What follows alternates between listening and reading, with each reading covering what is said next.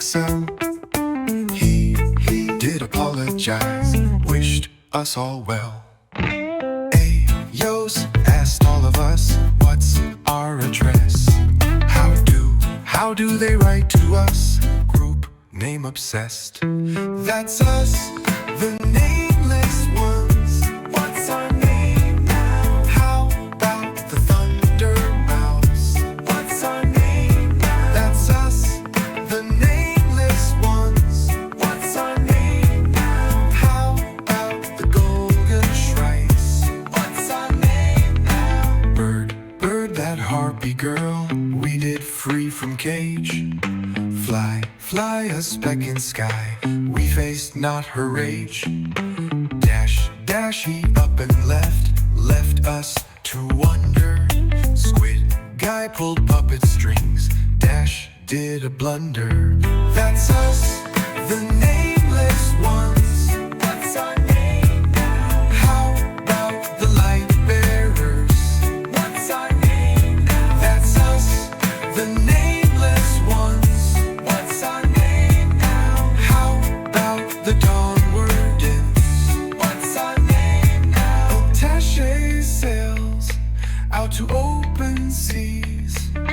Dash, you bastard. Where'd you run, where'd you run, where'd you run? Come on, love is hot, Dash is not. Feather from lost friend's hand, Lissa's calling card makes us think of squid for brains. Life is oh so hard. Now the sun is breaking through, rain clouds drift away. Hit the waves to find our fate, salted fish buffet. That's us, the nameless ones. What's our name now? How about the Thunder Mints? What's our name now? That's us, the nameless ones. What's our name now? How about the Golden Shreks? What's our name? What's our name now? Where'd Dash go? What's our name now? Where'd Dash go?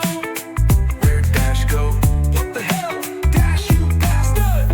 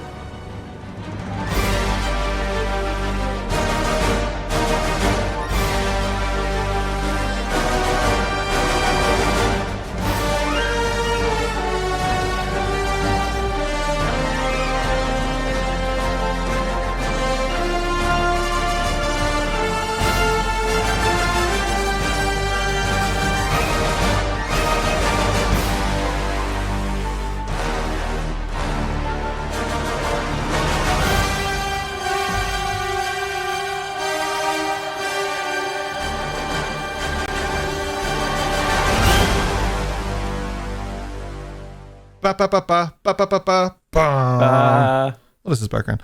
Hello, welcome to the Wandering Isles. My name is Ken or Roper. I am your DM for this evening, and I am here with Ryan as a Madriana, Rory as Eos, Kyle as Eldred, Richard as Slate, and John as Weslyn. Busy is out today for some family stuff, and Kian is out today because of some family stuff. You know what I'm saying? So we will try get him back. We'll convince him. We'll just keep sending messages to him. Dearest Kian, it has been 4 years since we last spoke. Yeah, do we have to, though? We do. I forgot to press play on the music. Can't we just leave him where he is? Yeah, it's fine where he is. Don't worry about it. Yeah, it's grand. Okay. Well, in that case, Dash, you have fallen off a cliff. Sorry to tell you. This is how you find out. I'm sorry, man. So you can bring in your second character, Kian, which will be, as far as I understand it, to be far, far, far more chaotic. Kicking off with thank you, Vitharian. Oh my gosh, 20 sub bombs straight off the bat. Level 5 hype train straight off the bat. That's crazy. Thank you so much. We appreciate you. We love you. Our recap this evening was generated with love and creativity from John. I was trying to think of the word. I got stuck on creativity. Not with love. With love. Angst. With angst. By John. Angst. I'll somehow find a way to put this in the video before I upload it. And what that means is that I will upload it, and then I will forget that I have to put it in the video. We'll figure it out. Oh my gosh! Thank you so much. That's my uncle, guys. Supporting. Thank you so much. Appreciate it. Yeah, danke, danke. Danke. Getting sub bombed here, boys. We're getting sub bombed. It's crazy. I'm glad you guys. I'm glad you guys did it at the intro, because we only talk to like Twitch during like the intro bits and stuff, and then when we're post recap, usually we like click in, lock in, and we close our Twitch chats. But we appreciate you so much. Thank you so much. Oh, what did you say? Sorry. Through pixels and shadows, through light and through lore, your journey together like dreams evermore. In every stream, a spark of grace. In chat begins the magic's trace. Be ready as the mists reveals the game become legend, where fantasy heals. Slong the foil. What's this little bit Irish at the end as well? Look at this. Oh, he travels Ireland for 2 weeks and he's picked up some schlang. Look at that. Thank you so much. We appreciate you. We love you. Thank you so much, all of you. We're going to jump in shortly. We have no recap because we did the recap thing before. So I don't know what to do, because the recap is my segue. My elements there, like I get into it. I'll give you a verbal 10 seconds. There was an island, and we released a bird, and we were like, "What's our name?" And then we got on a boat and sailed away. Done. We're in. We're locked in. Yeah. He's not wrong. He's not wrong. So as we set sail, you leave the Pearl, and as far as I know, you are somewhere kind of where you could turn left and go up above Verdoir. You can kind of go straight-ish and head into Verdoir. You can move to the right-ish, go under Verdoir, or you can just head south completely and head between Arboris and Volcanus. So you're kind of between Desolata and Arboris, or you are between Volcanus and Arboris on your journey as you make your way through. And for legal reasons, I ask you, what do you guys want to do today?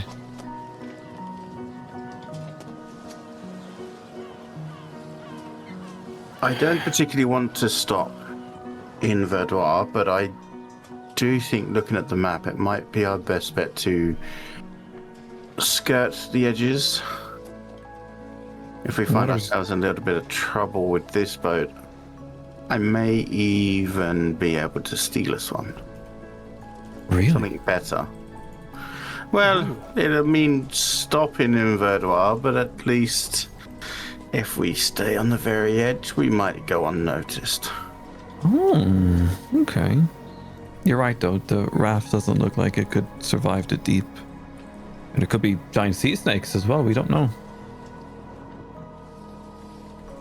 Well, I feel sorry for any of you that can't fly.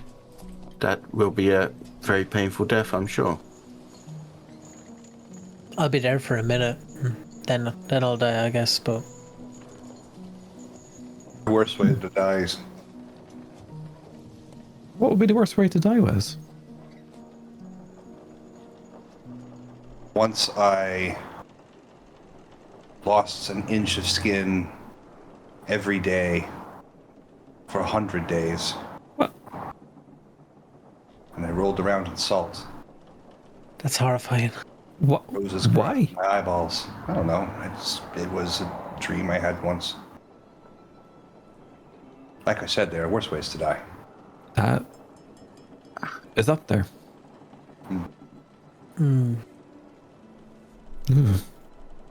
Takes a long time, surprisingly.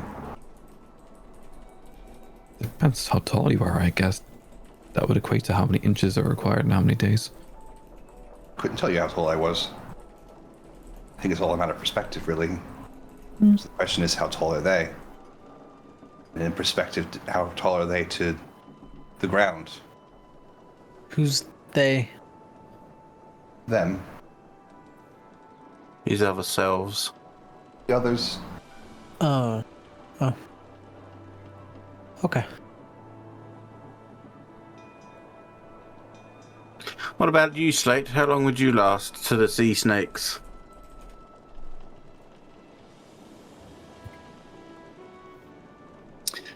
I mean, I'm not quite sure now what I'd do. I'm sure I'd figure something out in the moment.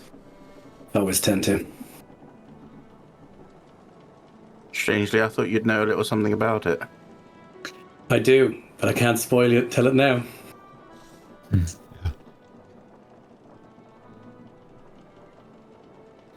Well, who's setting the course here? I guess we should consider watches and such, because how long do you think it will take to get there? To our Pirate's Cove? Yeah, don't call it that. I don't know. On this boat, I couldn't tell you. On a normal vessel, it would be anywhere between 2 to 5 days, I guess.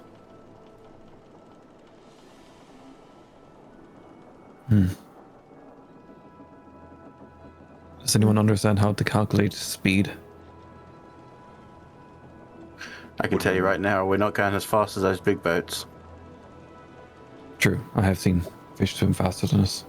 I think more important is our trajectory. And we're blessed that you have that compass. And I think for now, as long as we're heading in the right direction, the time doesn't so much matter, as long as we stay on course. For now, anyway. What do we do if we can't stay on course and the current brings us elsewhere? You let it. I mean, What if it's Potentially somewhere we land don't wanna somewhere go? at beach or die of starvation in sea. Never fight a current when it pushes you in a direction. It's important to remember this. I mean, arguably the current and the direction pushed us into that book, and I definitely wouldn't be doing that again. Yeah, I agree. You say that. No, I won't be. Yeah, you say that. Can't know for sure. But you can at least say that you don't want to. Many things that we do that we don't want to do. Like move our treehouse back a foot. You move your treehouse I did because of you. because of me. Why is that? Apparently you didn't like being so close to any of us. Close were you? Close enough that if one of us was in trouble, we'd be able to hear, but not close enough that your property was in any way touched.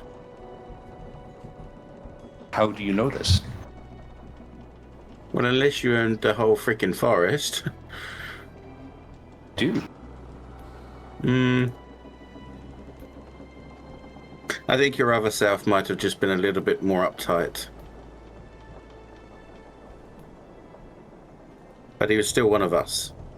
Your description of the location of this house still seems a bit vague. Do you have an exact distance? I think it was about 100 meters. That's too close. Too close. For who, a giant? Was it visible? I mean, it's a tree. It's visible from pretty much anywhere. Well, trees can be behind other trees. Trees can be behind mountains. Not every tree can be seen because of its nature as a tree. Well, I mean, it can usually from the perspective I have. But considering the perspective of the landowner, was that tree too close? No, Then why did you move it? because you requested it. Yes, Sorry. the landowner. The So it was too close, according But you to weren't the landowner. beg to differ. You did move it. I moved it out of respect. Not because you were landowner. Landowner Wow. was Remington. Well, just so you know, the Western Woods are mine. I've claimed them.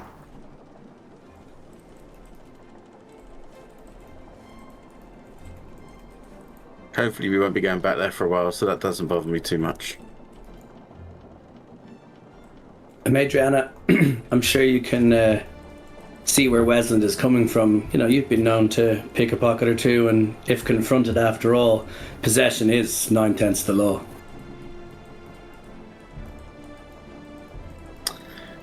No. Say possession was 10/10 of the law, personally, but... So I guess by that logic, it's his first. Well, I'm glad we're in agreement. It's bound by law. Yes, but as Slate just rightly pointed out, I don't really listen to the law.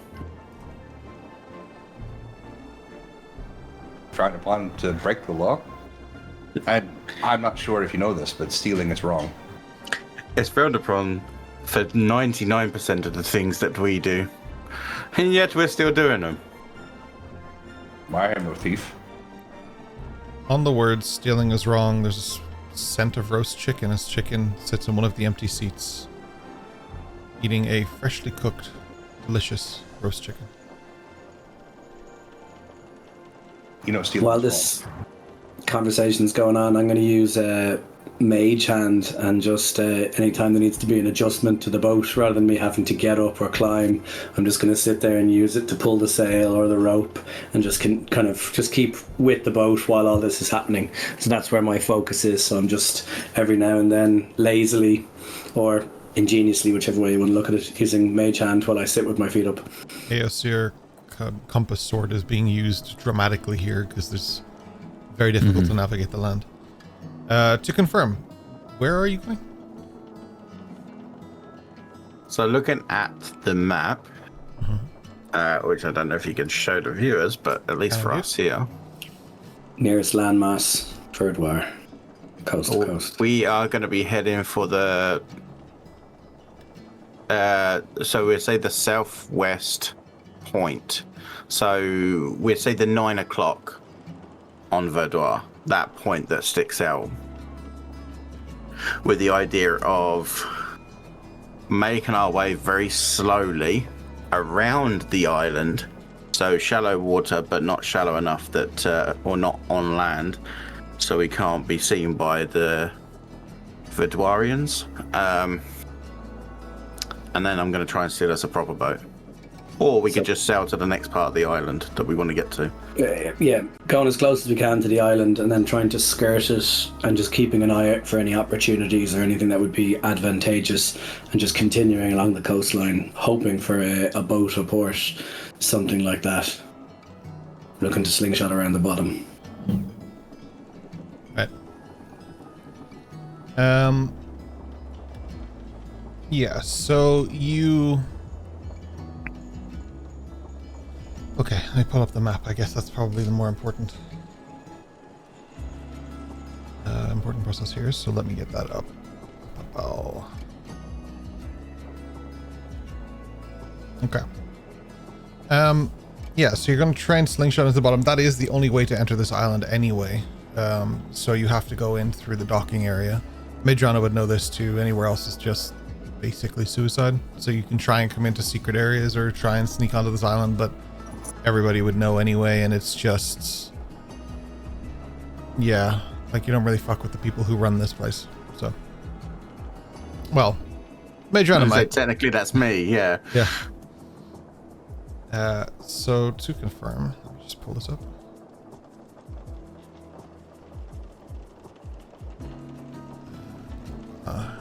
It's been a minute. How do I do this again? There we go. Is this right? Okay, close enough. For some reason, Busy's there, but that'll do. So to confirm, you are talking about here, right? Yeah, so what it is I want to get close into this edge. Yeah. So like what I said is like the 9 o'clock, exposure part there, and basically we want to skirt around the shallow water around the edge of the island until we get into where the dock is. Right, okay. Yeah, I mean, that's absolutely fine. There should be no issues there. Right. Time that would take, though, that's what I'm curious about. So it's roughly kind of 12. Yeah, and then another 6. Take you about a day and a half to get there. Roughly. Assuming there's no interruptions or, you know, that kind of thing. No. Yeah, so In that case, sail forward, mighty adventurers. What would you guys like to do in the meantime? Eos is going to be fishing off the side of the raft, pretty much. No problem.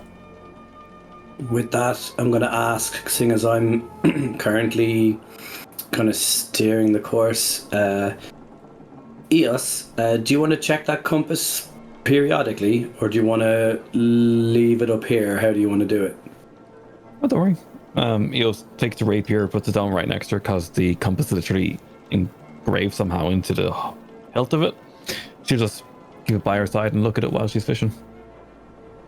Perfect. while they're doing that, I'm gonna be kind of sat back in my chair a little bit, in my seat, and essentially using my vision through Elby to keep an eye on the waters around us to see if there's any sudden dark, like, patterned movements underneath the water below us. I would never do such a thing to you, but since you are the one to do the checks, I would like a D100, please. Oh. Oh, lads, I shouldn't be doing this. Not the big dice, not the big dice. While this is happening, previously we talked about the ropes coming under the roof and being held for adjusting the sails, and I said to hold them in place, there's a grappling hook. When I'm steering, I'll take, because it's just a grappling hook with no rope, I'm going to take that off because that's the manual, that's more like a lock, if you know what I mean. So I'll just take it and put it on my belt, backpack, whatever, for the steering. Cool. Can I know from this D100? yeah. Can I know from the DM? Do I want high or low, or is it mixed? It's a very, very split mix. Like I didn't go in any one direction, so there is no high or low. Think of it as a deck of many things. There's just stuff in here that could be very beneficial for you, not so beneficial for you, or just that you do or don't want to see ever. And one of them is the dash just appears on the boat. So I'm just kidding. Oh God! Hooray! By the way, I rolled a D100 on Friday's game for Channel Divinity, and I got a 4. Oh, brother. I got my Channel Divinity for the first time ever. Right, okay. Please be 69. 42. The answer to all life's questions. Yeah. Okay. So this one is neither good nor bad. It is something good for you, and it is something interesting for Eos. Oh? As the night falls and you start to get your rest, you begin to have a prophetic dream. Something of a Madriana's future. A warning, perhaps. What that is, I guess we'll find out later, but for the moment, a Madriana, you gain advantage on 1 check today. Alright. And I will come back to this at some point when it makes sense in the campaign, because I don't know what that dream's about, just as you don't. So we will see. When the advantage happens, that's when we'll know what the dream was. Alrighty then. But I'm borrowing Eos because she has been known to dream. That is true. She trances. First one in a long time. So. Facto. Would you like a fish roll, my friend? Like a baguette? No, like use my fishing equipment to catch something. You literally want to catch a fish? Sure. Yeah, you can roll your equipment, sure. Right. I love the way you're like, do I want... Oh, It's a 1. Sure is, pal. You catch one in tiny, incredible fish. And it can be used only as bait. Eos picks up the tiny little fish. I am your god, and puts it back into the sea. It immediately dies. Oh god. that's a future race of Kuatoans, you know that, right? And that their god is Eos. Because you touch this one, some oils on your hands appeared, and it starts to slowly spread and starts killing the other fish as well. In about 25 billion years, we'll have lizard folk. It'll be a problem. If we do a couple more books, we might see it happen. You Eos, you are the missing link. They all just look like God, not eels. Thankfully, I'm not the weakest link, so I'm fine. You put the fish back and it swims away and it does little as it goes away. Nice. You look down at your hand and it's covered in poison. Oh, shit. That was the most toxic fish in the entire ocean. Yeah, one is fine. Also glad to see that the rolls are working again on the actual items. That makes me happy. Roughly a day and a half has to pass for you to get to where you're going. We're going to say it's kind of moved on to probably a bit of night because we did talk about Eos trancing. The journey is probably a little cramped and boring. It's not like you can get up and walk around. This is a seated cart with a makeshift boat attachment that basically is shoving you through the water. It has a row point on the back, like a rudder. It has a rudder on the back so that it can steer, and you have a little bit of semblance of control with some mild sails on top, I believe. Realistically, if a normal ship passed, it probably would hit you not even knowing you're there because you guys are so small, but it is what it is, and you are making it at the slowest but reliable pace possible. And on that table, no peril has come yet. Tomorrow is a new day.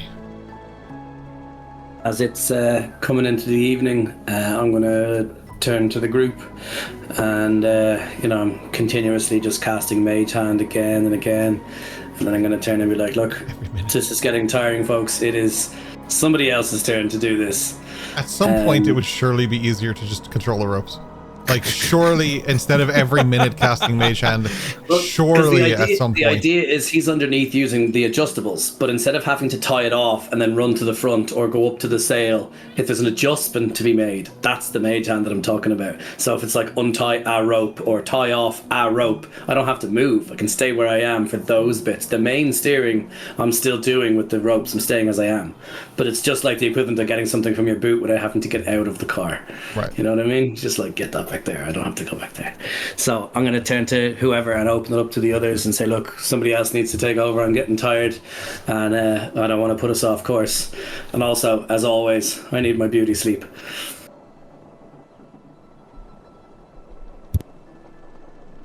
Aldrin, why don't you take a gander at it? Yeah. I don't think I can do that. And I just kind of like gesture to the Mage Hand. Not sure if you would you be able to see through the Mage Hand, or would it be It's transparent, but it's there. You can see it. Yeah. Yeah, I It's only gesture one to the class Mage Hand thickness and saying, invisible Mage Hand. So. yeah. Don't think I can do that, but guess I can hold on to it and do things. You can do it the old-fashioned way. If you can tie a knot or release a knot, you got this. We'll see. Yeah. And I'm gonna, as you come over, say, I want to show you something. Give me your hand. And I'm holding on to the rope, and I'm holding on to his. I put my hand out for his hand.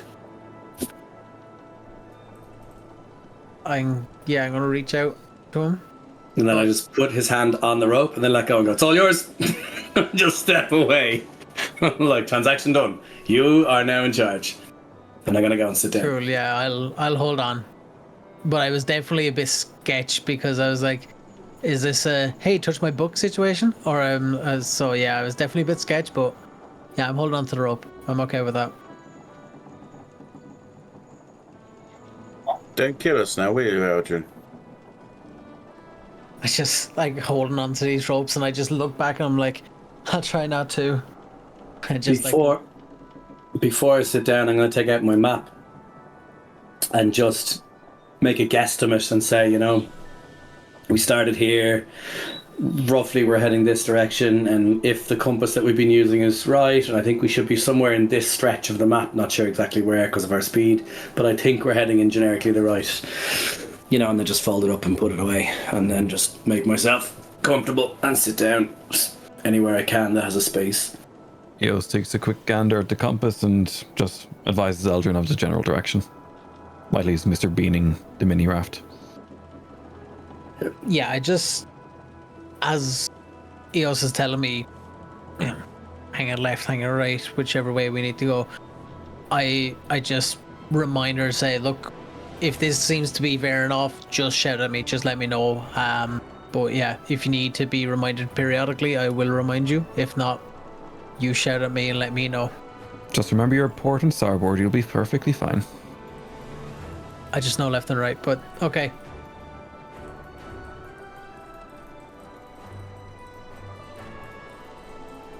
Yeah, I think I'll take my rest as well. Eldrin, you are now awake. Steering. The navigator and the one person who is keeping watch, both asleep. As we hit the midnight mark, Great. I would like a D100 from you, please. Oh, no.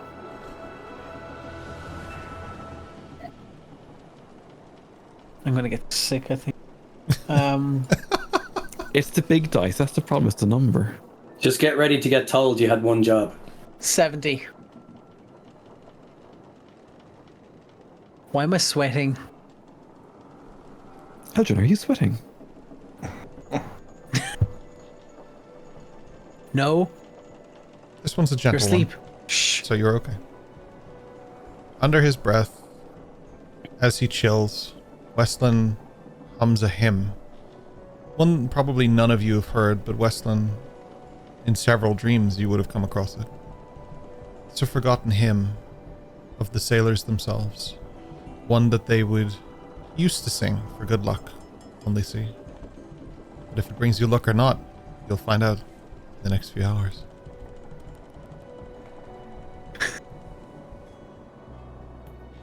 Summoning song of Doom. Lucky Doom, but Doom. I just had the Doom soundtrack start blasting metal into my ears, like into my brain ears. Ocean demons. Arise!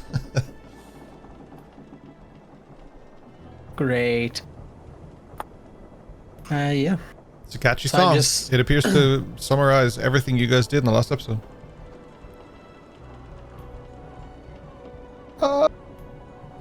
I just check. Currently, it's Adriana and I said we were taking a rest. Yep. So the two of us are sleeping and everybody else is up currently. And these are the people you left in charge of navigation. Atsu is also resting. So we pull into the Arcanum. They're driving forward, but the ship's going backwards the whole way to the Arcanum. The wind's going the other way. Yeah. Yeah, they just He didn't didn't notice. know Facing north. it was that Yeah. way, not that way. You wake up the next morning, you're like, oh, how far did we get? And you're like, wow, it looks like we're really far. You turn around and you're still docked at like the Arcanum. You haven't left yet. Turns out I'm proficient in reverse parking, not forward sailing. Nobody is proficient in reverse parking. No That's a one. lot. Press X for doubt. I'm very good at it.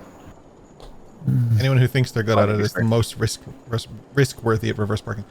Hell yeah. Or has a reversing camera. Yeah, oh yeah, that's true. Yeah. And even modern then, technology. I'm not convinced. Anyway, your Slart does not have a reverse camera, so we shall move on. God damn it. It does. It's called LB. It's true. What is anyone doing anything overnight? You guys just taking shifts, Yes. chilling? Yeah, let's go fishing again. I'm gonna go with Weslyn first because he said yes before you did, but I will go to you second. It's all good. Just taking stock. This is the closest in proximity that he's been with all of them in various different states of rest. So he has made note that he can't seem to breach Eos's trance. Mhm. So he's going to see if he can make contact with anyone else. Not enter their dreams, but just connect, anchor, touch. Are all signals dead? Is it just Eos? Okay. So I mean, you'll have to probably pick someone to focus on. Who was the first to go down? Was it Adriana? Slate. I think it was Adriana. Or Major in a Slate. second. Yeah. I think Slate did that whole thing. Said he was going to go lay down, and then a Major said she would rest as well. I think. So I could be he wrong. was So Slate probably first like down? back to back, you know, Flip a coin. leaning against each other, sleep kind of thing. Yeah, I mean, like, I don't know if either of them trance will always be easier to deal with than than sleeping. So let's. I do. You trance. So I will try and kind of skirt the surface just to see if either maybe there's something wrong with my signal or it's Eos. But the only way to really begin to triangulate that is by checking the rest of them. You look into mine, all you see is a sign that says HOA, says leave my brain alone. HOA, leave my brain alone. Right. Well, don't worry, I'm not building a tree house in your brain. Yeah, right. Yet. It's actually a super McMansion. And an interstate highway. But yeah, he's not doing a dive. His effort at the moment right now is purely getting a sense for partly what's going on with Eos, but also to make sure that he can still anchor.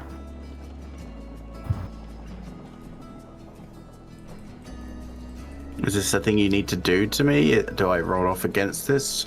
How does this if I go in, it would be a will save. I just want to see if I.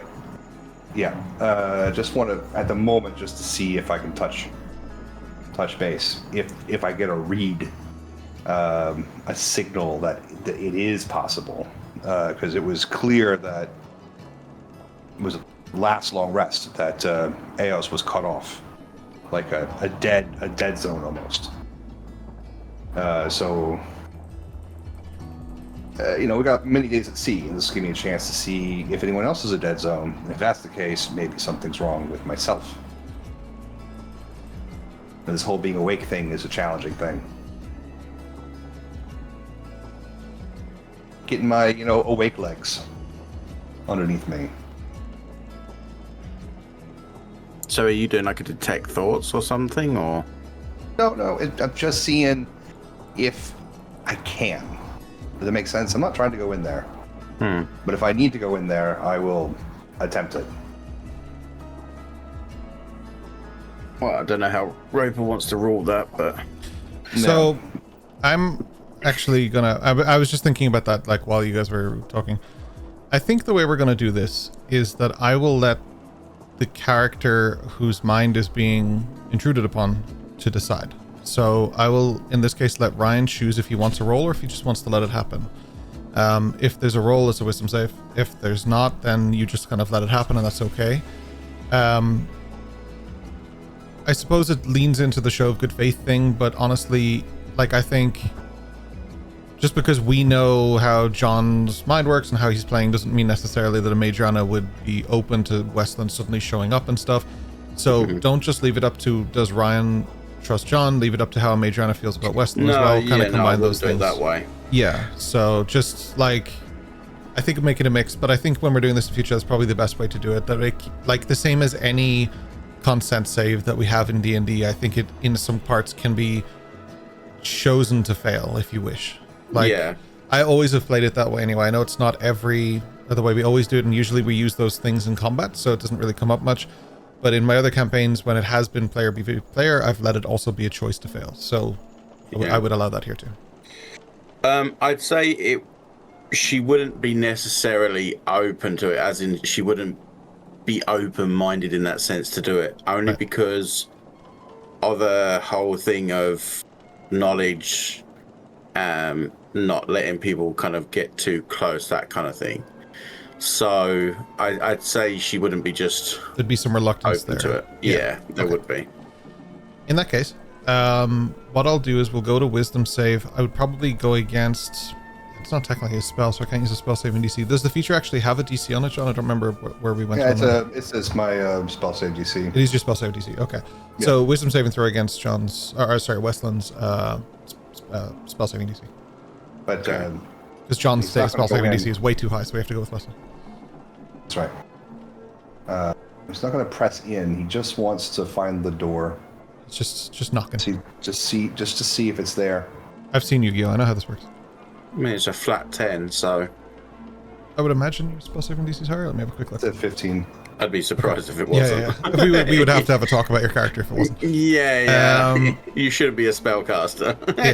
Yeah. Okay, so what we'll do is, like I'll say that it works, but John, obviously you proceed as you feel you were going to anyway.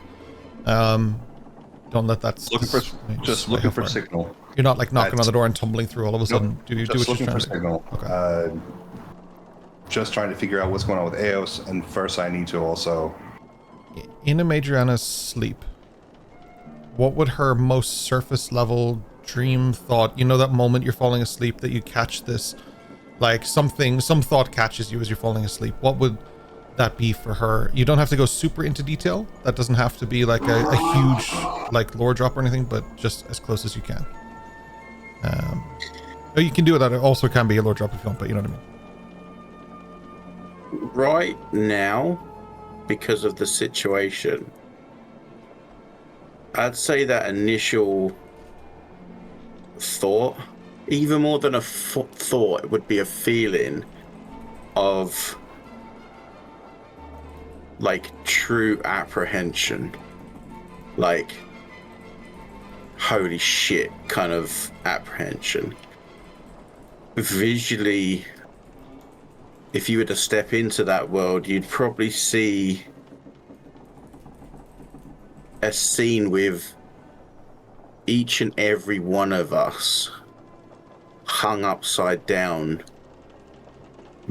pretty much being beaten, tortured, that kind of thing, in what you would probably imagine being some form of dockyard or a warehouse off of a dockyard or something similar. Okay. Cool. Yeah, he won't linger. He's just skimming the surface. Just checking signal. And clocking trance. Important. Every so often we hear this bell and the sound effect. I imagine that's Gorebound trying to hit you guys with that bell Dash gave him. Just yeeting it from Penzance all the way over. Yeah, so you get the surface level thoughts, and you get this sort of feeling that you are able to connect in some capacity. In terms of troubleshooting your connection to Eos, that certainly paints slightly a picture. Whether or not that gives you the full idea, I don't know. No, I'm going to do it to everybody over the course of the next couple of days. Just nice and slow, nice and easy. Find out what's going on with Eos. I need more data. I need more anchors. No worries.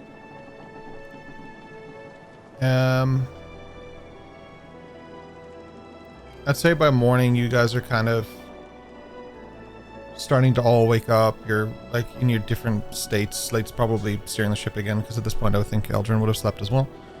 For the most part, you guys are like probably really tired, and the smell is just really strong, and it's the same. Eos morning fish are sometimes the easiest to catch, so I'm going to give you advantage on this. So roll it once, and then if the number's terrible, just roll it again. If the number's great, keep it. That's what we will do, because the item doesn't give you advantage rolls as far as I know, because it's a D10. Might have to cast it again, I think. That's the way this is going Yeah, to you work. have to cast it again. Yeah. It's terrible, so we're going to go We're again. going to go again, exactly. Yeah. That's how this works. If I just give you guys permanent advantage, we should be able to pull this campaign together, boys. 10? Oh, that's not 10. good. And it's not good? Oh, Does it explode? interesting. It might. Oh no. You got a solid 10. I got a solid D&D. 10. Check out there. Oh, 10 G100s. Yes. It might be. Let's find out.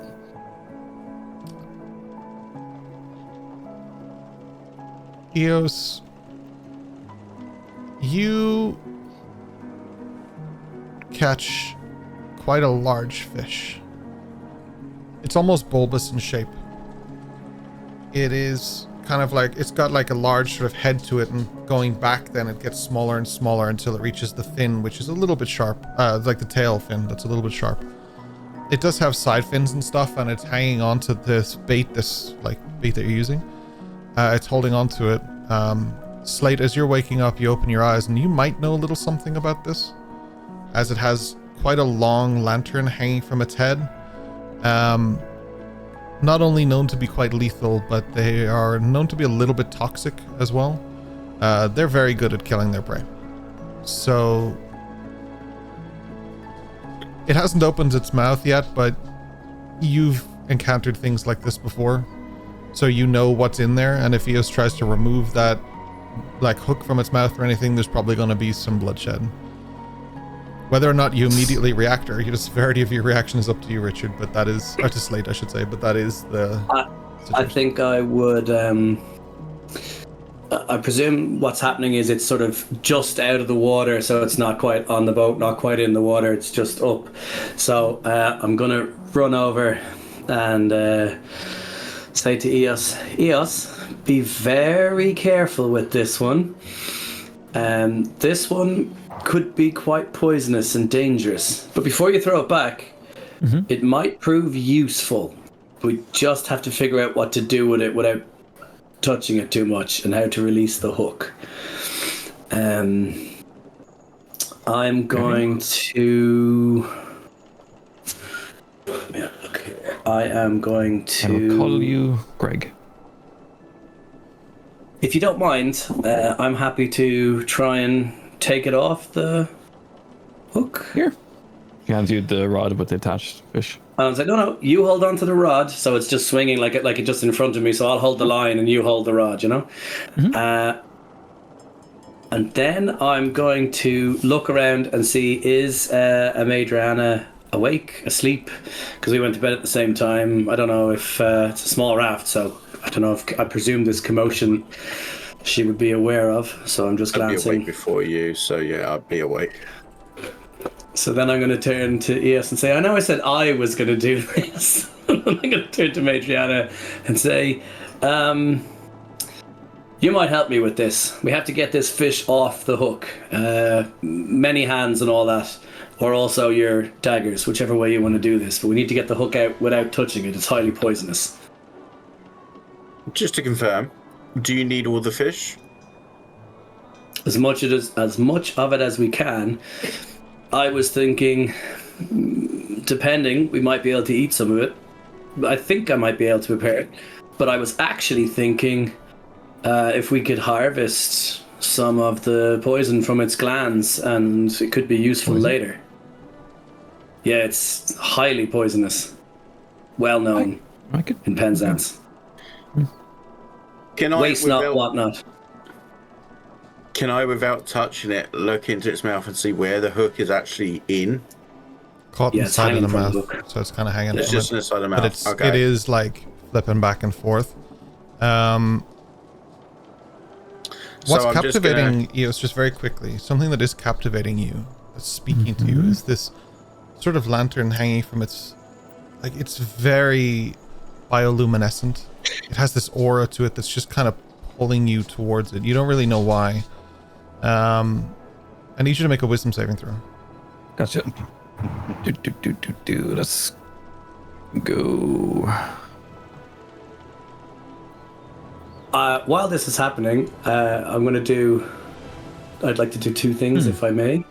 Oh, Eos, you are, with a 4, very captivated by this thing. You want to reach out and touch it, for sure. Greg's got something, gang. Smack. No. Don't touch. Look at it. I just cut it off, grab that bit and throw it in the sea. Oh, and Amadriana, come on. I've actually... sorry, guys, I've only just woken up. I don't know why we're doing it the old-fashioned way. I just rub my eyes and cast Mage Hand to take the hook out of its mouth. Makes more sense than sticking my own hand in there. Yeah, sure. No problem. So, kind of spoiled the fun of me cutting it out. Yeah, so what I'm going to suggest is before Mage Hand does it, I'm going to suggest, Amadriana, if you put your daggers in, we can sort of pin it. Mage Hand will take away the hook, then we have it, and we can place it down and, you know, wrap it in some cloth or whatever, and then we can prepare it. I'm not getting my fucking daggers dirty on this poisonous fish. I put it on the deck of the boat and I just put my stiletto through it so that it doesn't move. Wow.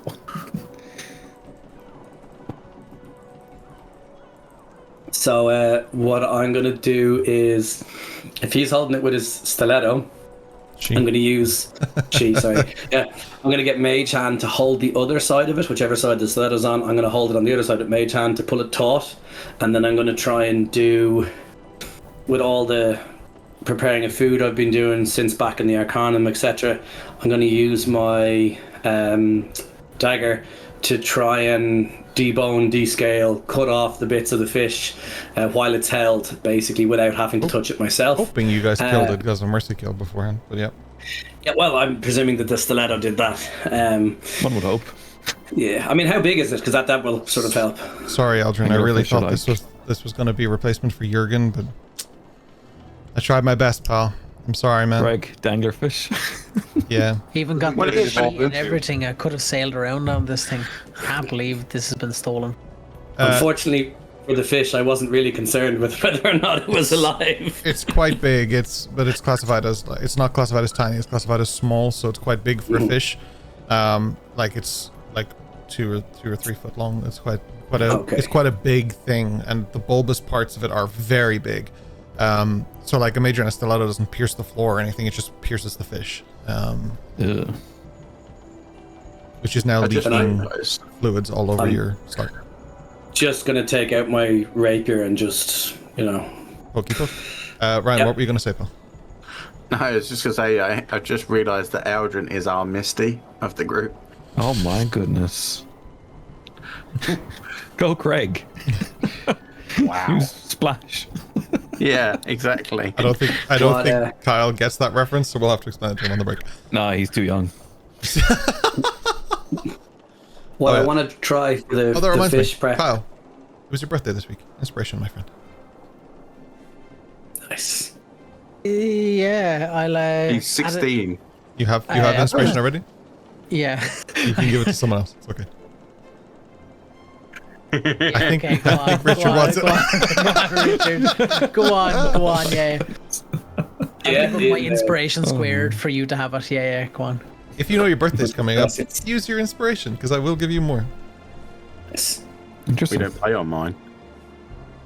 In I'll my give it to you in the family, next session after your birthday. How's that? in my family, my birthday's not historically, today. we do half birthdays as well. So I'm just So you just took half of his birthday? Is that how it works? no, I get 2 At once a this year. point, Whatever yeah, birthday, he's took my whatever. present. For the fish, what I want to do is like just the basic, cutting off the fins and a little bit of descaling and deboning without touching it.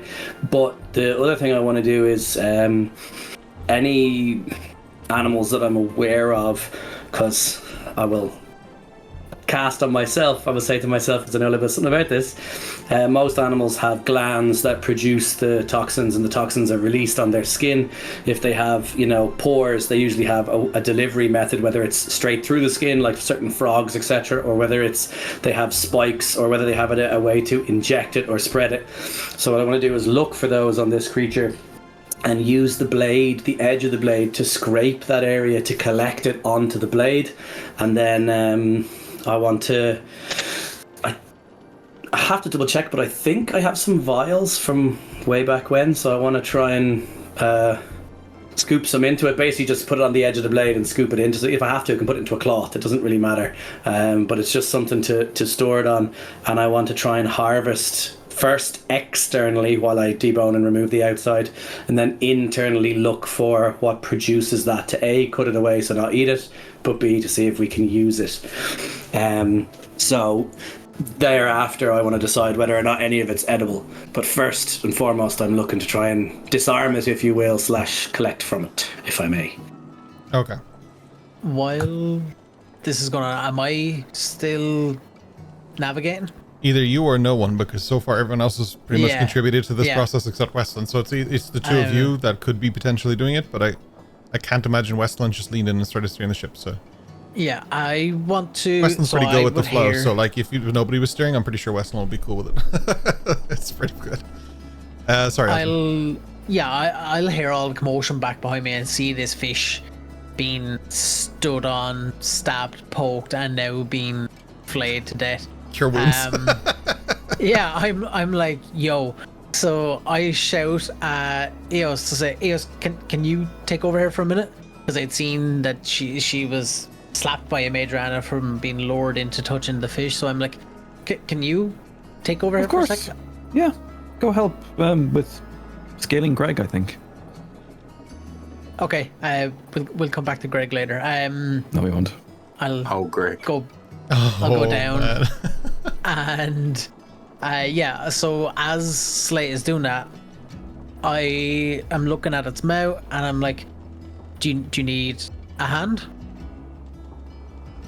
We've got the hook out. I don't know if you heard, this is really poisonous, but we're just trying to see if we can harvest some of it. But if you want to put your hand in, or I'll just step back and be like, yeah, be my guest, have at it. Here's what I have for you. I have a series of checks for whoever's harvesting the fish. I would like to know who's harvesting the fish, so I can give you a If series it's of poison checks. harvesting, I'm doing that shit. On it like a carb on it. So the first thing would be to identify the poison glands. Who's doing that? I'm happy to give that a go, unless anybody else wants to. I'm happy to try identify as well. Yeah, I'd like to assist. Even I may know something about that. I will give you nature or medicine. I'll take a medicine check on that. So are we doing one each, or are we doing advantage, or how do you want us to proceed with that? If you're only proficient in one of them, I would choose that one. And do one each. That would be my gut. So I'm proficient in medicine, so I would say Yeah. that both of you do medicine, and or you, if you're both proficient in the same one, one of you can do both rolls. That's okay too, whichever you prefer. I don't mind doing med as well. we'll do one each. Then we can argue over who knows more medicine. Oh, it was nearly a 19. That's a... Yeah. A 14. You identify the Roll a location tree of for the it, poison eh? glands near its jaw, under the skin surface. If you wish to extract it, that would be sleight of hand or medicine. So what I'm going to propose after locating them is I'm going to use my dagger to, push open the mouth without putting my hand in. And I I'm appreciate the imagining commitment it's- of you pushing your own mouth open while Oh, you yeah. said that. Yeah. it reminds me of the way snake fangs, the way they come out and then the poison comes out of them. So I'm going to look inside and find out that I believe that's where they come from. I'm going to point it out to a Madrana who's still standing on the fish, and I'm going to say, why don't we swap? I'll hold the fish, and I think the easiest way is just take the whole jaw, because that contains the gland, rather than having to puncture it. Just take the whole jaw, and therefore it's self-contained, at least for now. As he's saying that, I'm just like, they're just right there. And I just go to extract it myself. Sleight of hand or medicine, single check, because you are not being aided. It was just discussed. I'm good to go with it. Don't make me regret it. This is how Eldrin 16. dies. 16. Okay. You cleanly remove the gland without rupturing it. But now I need to know where it's being stored. You need a alchemy supply kit or a poisoner's kit to do so. I believe Hatsu has that, so I would turn to Hatsu and ask Too for bad his he's support. deep in meditation. It's such a shame. That is such a shame. Then I'll just tell him Adriana to steal it from his bag while he's meditating. Does anyone else, before I start rummaging through busy stuff, does anyone else have a alchemy supply or poisoner's kit? Those specific things, no, I do not. Okay. You can take a vial from Hatsu's poisoner supplies, but we will need to top that up then when you're in your next location, because I believe he's used a few of these vials already. Yeah, so I will. Well, I believe you as a group have reimburse used him. a few of these vials. Yeah, I'll reimburse him. Just gonna make a note of that.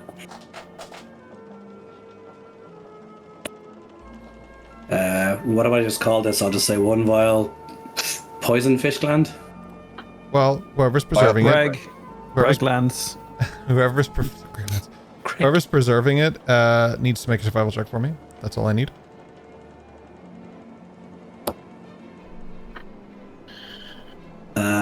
I'm gonna turn to Eldrin and say, "You seem eager. I'll let you have this one." Yeah, I don't. But I'll take. Likewise, I'm gonna say I do know a little something about it. So the most important thing is, clean sample, airtight, and if we can put a film over the top and just don't contaminate the sample. Look here, and I'm gonna hand it over and say, just easy does it. Yeah. I'll just take it off. Yeah, I would like to try and contain and store it then. No problem. Go ahead and roll for me. There's a 24. Yeah, 24, no problem. Stored. Who's taking it? Because I'll have to give it to someone in a second. I think in normal terms, a lot of things have been carted around at the moment by Hatsu, and also considering in this instance we've borrowed the vial from Hatsu, I would offer it back to Hatsu, at least until I can replace the one for it. So he has the bag to keep it in, but also he sort of remains possession until it's paid for as such. So if everyone's happy with that, that's my suggestion for now. Yeah. And also because he's proficient in Poisoner and has the kit and knows how to handle it, so you're probably the best person to logically take it. Present for when he comes out of his meditation. No problem. I will put that on Hatsu's character shortly. Yeah. Yes. Once You Sorry, successfully completed your fishing. Major Anna, what can you do? What can I do for you? Once Slate has obviously done that and got the meat and stuff off it, I'm essentially going to take off up out of the boat with my wings. With this fish carcass still on me, I'm going to fly out a good 150 feet from the boat, and then essentially fly and get myself to a speed rather than flip round. So I'm like flying backwards, and then just dip my heels into the water to, one, clean my boots, and to, two, get rid of the fish carcass. I'll be honest with you, off. I was already in my head like, okay, at some point in the next 10 episodes, she's going to stab someone in the neck with one of those like boots and use it as like a poison thing. And how do I do that? Is that going to be an improvised weapon, or is that still like a melee unarmed strike? I was like working my way through all of that. So that saves me a lot of hassle. That might still happen, yeah. That might still happen, yeah. That is future Ken's problem. Yeah. I've already thought about the bayonetta boots, and like... Yeah, all right, yeah. I've already thought about it. Don't worry about that. But yeah, it's just in this instance to get the fish carcass off my boots, to clean my boots, also to stretch my wings a little bit. Yeah. Also, I can't stress enough, the slart's fucking reeks right now. That doesn't help, yeah.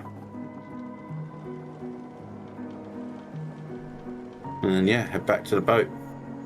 Nice. Aldrin, I think you're due a little nap, aren't you? Yeah. Yeah.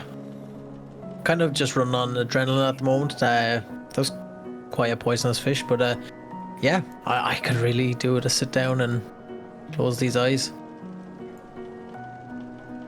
Are you good to carry on, Eos? Absolutely, this is fun. I got my compass right here. Hell yeah, let's go. I was going to suggest you take a break, Eos, because you've got the best way of cooking. We already talked about this, so unless you can cook and steer the boat, I think someone else should take over so we can go to the back of the boat and cook this up. I cannot, therefore, could someone please... Anyone? Weslyn? Question mark?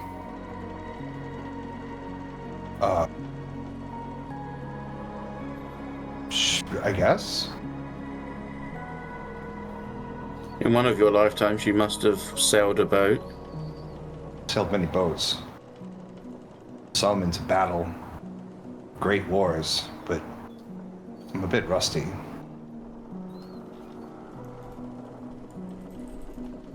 Some didn't even touch the water. Some cut through the sky. It's a glorious feeling. Oh, so yeah, you could describe it like that.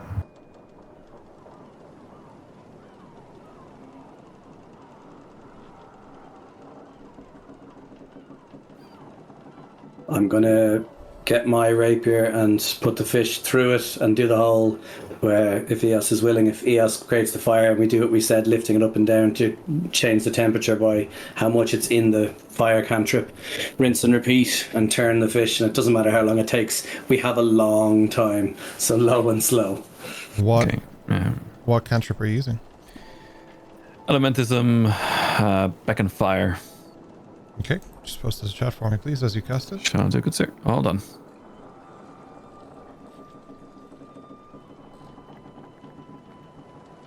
I'm going to be lecturing Slate on the importance of keeping your blade clean and how I hope that he cleans his blade properly and oils it after the cooking process. We can have that conversation while we're cooking, because this is like smoking a fish. It's going to take a long time. And while we're doing that, I'm going to start talking to you about, I know a little something. Do you know there's these dragons that eat corpses? Well, they're like dragons. They're kind of lizards, and they eat corpses, and they have bacteria in their mouth, and when they bite you, you can actually die because of the bacteria. Sort of like that with my sword. Just put it back with everything on it. It is what it is. There's bacteria dragons? They have a foul mouth, and if they bite you, the things in their mouth can get into your bloodstream. You can get an infection, you can get really sick and or die. There's a lot of creatures that can do that kind of stuff. You don't know where they've been, literally. Sounds like most humans. Yeah, and like I said, eating corpses in particular brings a wide variety of disease, infection, rot, filth. I think we are always eating corpses if you eat meat.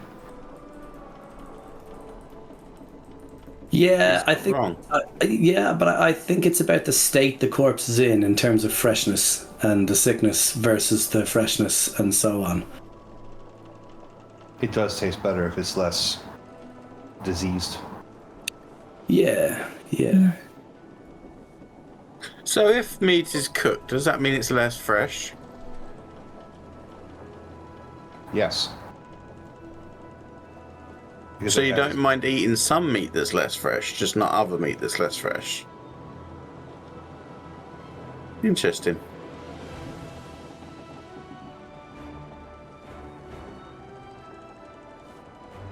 So, Eos, you're using elementism. You're going to cook the fish. Yes, sir.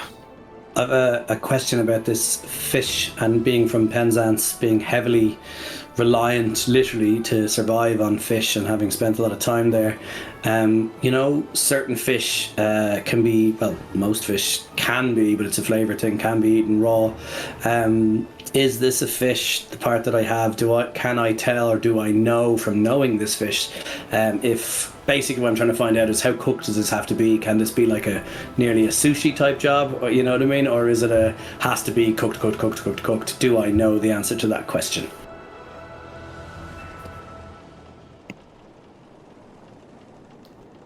I'll give you history or survival for this. I'm 50-50. Okay, I think history makes the most sense. Having lived many lives, I will try and recount a time that I was doing that as somebody.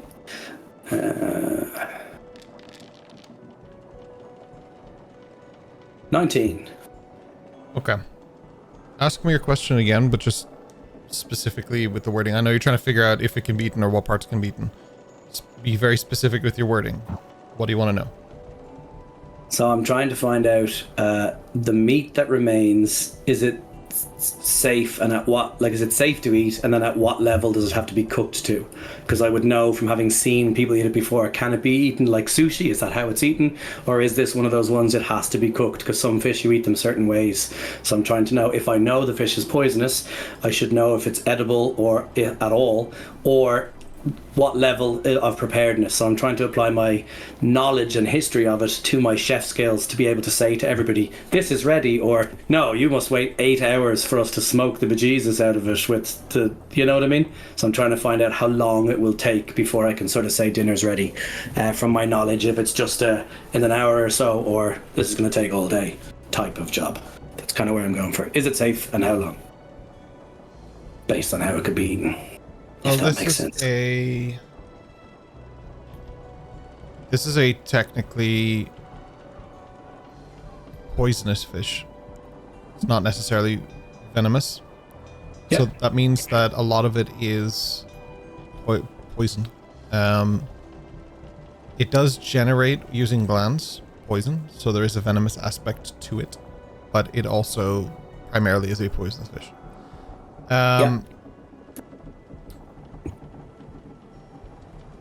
Is it possible to cook it and eat it without getting poisoned? Yes. But there's no way to know if it's clean or not.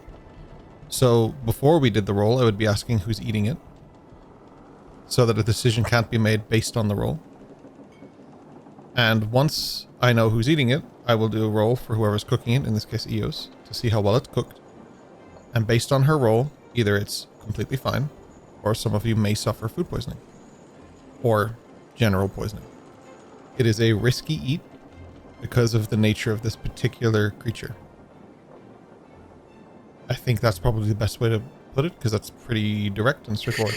So whatever way Slate wants to take that information without the use of the word rolling, you can do that. As we start to hoist it up and prepare the fire and put it onto the blade, and we're starting to try and get it cooking, as I'm thinking about this information about how best, you said that this was a small fish, and I think that says, I think I read it, it feeds 4 approximately. This isn't a small fish. No, this is it's a small creature. It's unusual and dangerous, etc. Sorry, that's what it was. So yes. It's not a small fish. It's a small creature. A small creature, like a fairy, is a small creature, for example. It can be tiny, I guess. So I suppose what I'm asking is, just from a visual of what's left, do I think there's enough to serve everybody, or is this like hors d'oeuvres? Or okay, so I'm going to turn to. And it's also known to be quite delicious if you cook it right. Yeah, there's plenty of things like that are prepared like that. So I'm going to turn to everybody and say... I've seen a very good episode of Simpsons about it. So I'm going to turn and say, this should be absolutely delicious. I think there's enough for everybody. What way are we doing? Who's next steering the ship? Because we got to take turns eating and steering and resting. So who's up next to sleep? And we'll work out who's up next to... And we'll eat, sleep, cook...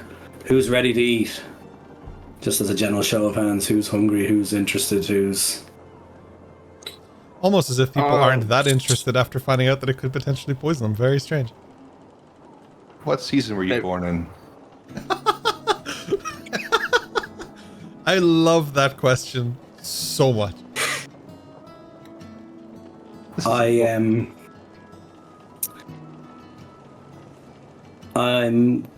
going to turn to Weslyn and start talking about previously. This is me just explaining before I talk to Weslyn. Previously, I learned a song from Weslyn of which I can't remember the name, but I remember how to play it, but I just can't remember what it's called. So this song was related to the summer and Weslyn's people and all of that kind of good vibes, good feelings. So what I'm gonna do is sort of get my lute and just play a couple of chords of the song and do a kind of a good vibes, like summer barbecue type style, sort of whet his appetite. Weslyn doesn't know what summer is. He's never experienced it. So I'm answering his question by playing the song that previous Weslyn taught me, which is a big thing about that he was really into, and it was a really big thing. So I'm going to play that positive vibes summer song. I don't remember the name of it, but I'd like to have a go at doing that to answer his question. Yes, but what season were you born in? Did you miss the part? Did you miss the part where I don't remember? Like, everybody, somebody help me out here. I'm sorry. He doesn't remember his past. He doesn't know when he was born. I mean, I could pick any season and tell you I could be right or I could be wrong. So there's no point in me picking one. One of four That's odds. true. What about the one who caught the fish, Eos? Oh, Wes, I was born towards the edging end of winter. If you were born in winter, then it is legal for me to eat the fish. For no fish may be eaten, save for those who were born in the winter. For fishing is their job. That's one for fish. I'm gonna have fish. Anybody else? I'm I'll taste asleep. my own cooking, of course. Yes. Eldrin, sorry, what did you say? This is Kyle telling you that Eldrin's asleep. Alright, I'm gonna assume he wants food because if we make it and then eat it all and then he says we'll get him a portion. If you don't tell him it's Maybe poisonous, I don't know if he'll know.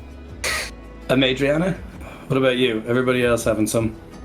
I'm steering for a moment. I'll let you eat, and then one of you can take over, and I'll have some. Depending on Perfect, how so- you feel later, we'll see.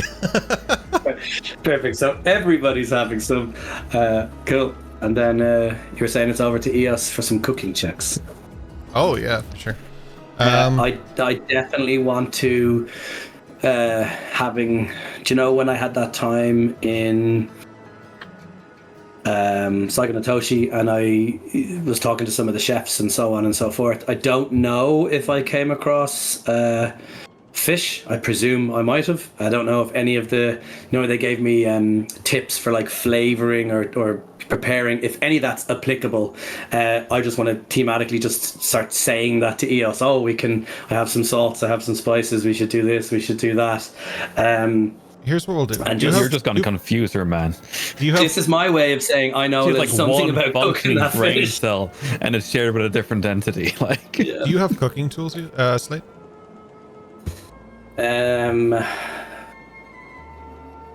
Yes, I they're have called cook's utensils. Utensils, right? Okay. Cook's utensils. There are 3 checks I'm going to get from Eos, and there's 1 check I'm going to get from Slate. Slate, your check is purely seasoning, garnish, that kind of thing, and how it's cooked, like on the additional parts. Eos, your checks are all because you're an oven. So yeah, you're the air fryer here. I'm the ninja. like That's to- all. I'd like to assist my air fryer companion, and I will just do Salt Bay at the end. Okay. So, Eos, here are the important things that you need to know for your rolls. You have a d4 to every roll because Slate does in fact know a little something about this. Good. Fact. You are going to make 3 checks, and because of the fact that you're cooking and getting some help, you'll have advantage on one of those checks of your choice. I would allow that if you fail a roll, or if you feel like you failed a roll, you can use that advantage on that specific roll. If not, just if you're happy with all 3 rolls, then just choose the lowest of the 3 at the end and roll that again, okay? Gotcha. You're going to roll survival, medicine, and sleight of hand. Slate. Wonderful. I would like you then, when she is finished rolling, I would like you to roll your cooking utensils. And then I will tell you all, and you can have advantage on this because this is a cooking utensil and you've been leaning into the whole cooking thing. I'll give you that because you know a lot of something about this. Awesome. Eos, when you're ready, you may begin. I'll go top down on my sheet, so I'm going medicine first. Sure. Right, let's go. Okay. Next is sleight of hand. For the podcast people's medicine was a 10. Sleight of hand was a 2. So, well, it's a 5 though. So that's good. And then we got survival. Oh, we did. Okay. Dead heat. I'm going to re-roll the sleight of hand. Podcast, sleight of hand, and survival were both 5. Okay. Reroll sleight of hand. 8. Slate, could you please, if you don't mind, roll the cooking utensils for me?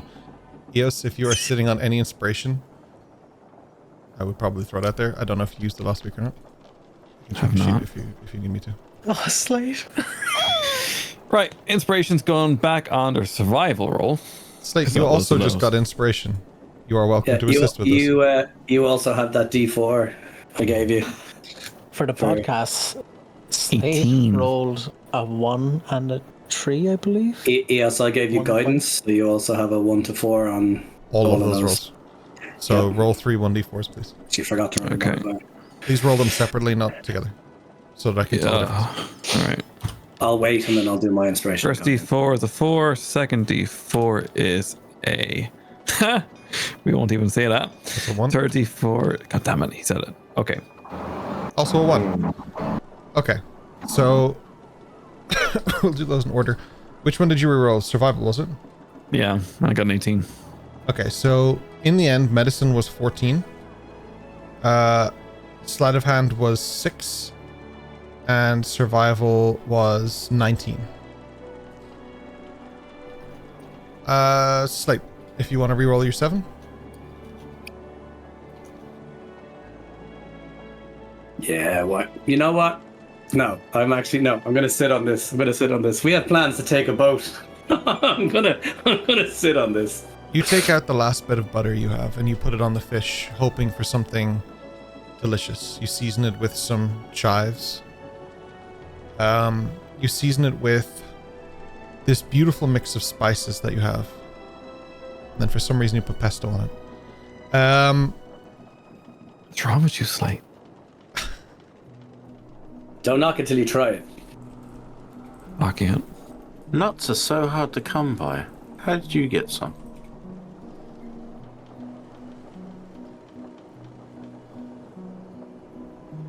Can't divulge my sources. He puts oregano on it as well, and we all know that that's for savages. So,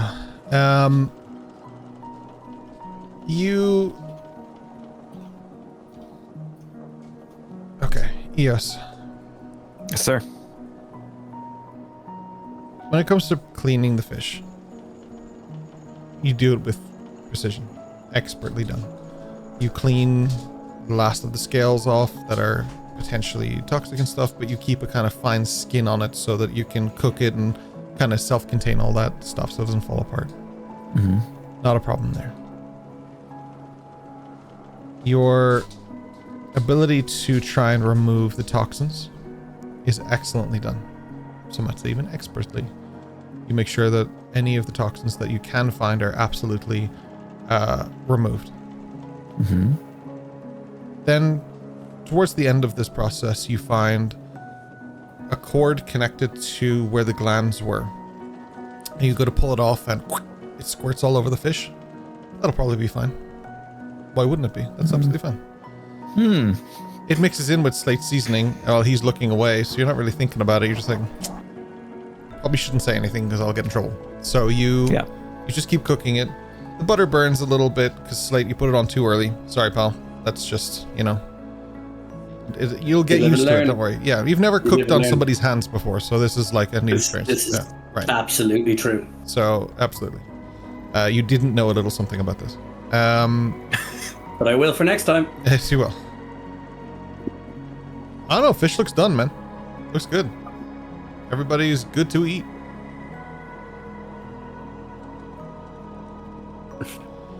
For no reason at all, while you sit down and enjoy your delicious meal.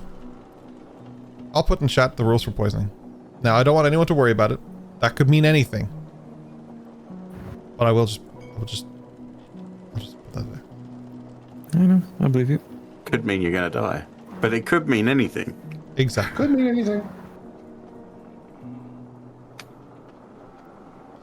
Roll a constitution save.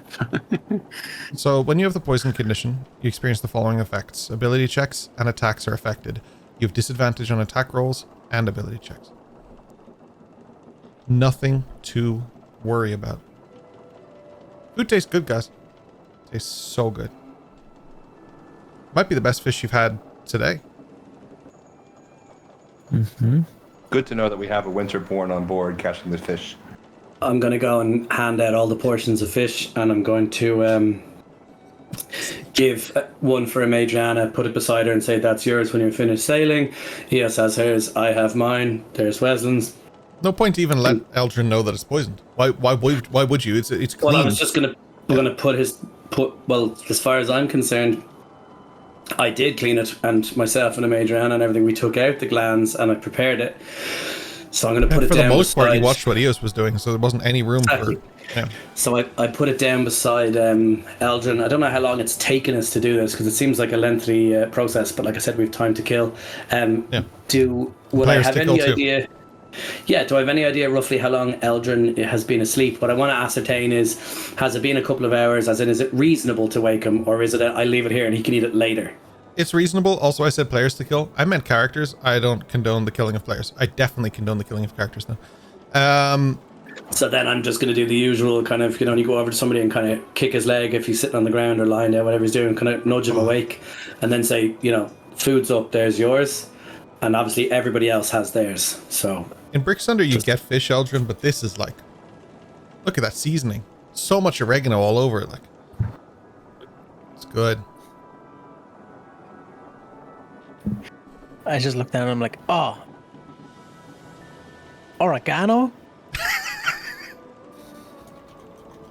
Definitely triggered podcast listeners right now. Oregano. Yeah, oregano. I don't think about it. Yeah. Yeah, I put it down on, I put the plate. I'm guessing it's on some form of plate or some form of thing to hold it on. Yeah, I think it's on a small napkin, because I don't think you guys brought plates in your backpacks. No. Oh, you brought mess kits, actually. Maybe you did. Yeah. Hatsu hands out the mess kits because I think they're in the backpack. Yeah, I just have it on my lap.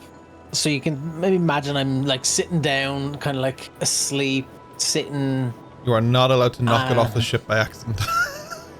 And it's also warm because it's just been served, and it's still warm and still hot.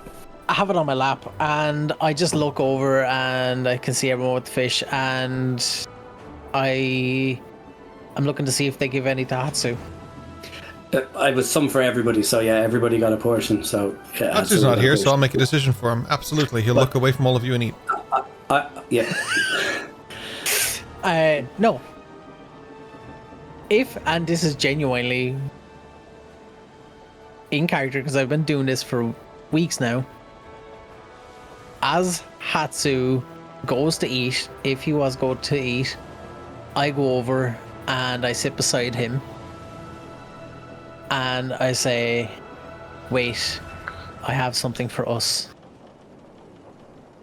And no, I have something. And he holds up a fish power ball that he just made for you using the fish from below. He made both of you power balls, combining it with the power ball recipe that he has and this newly found fish.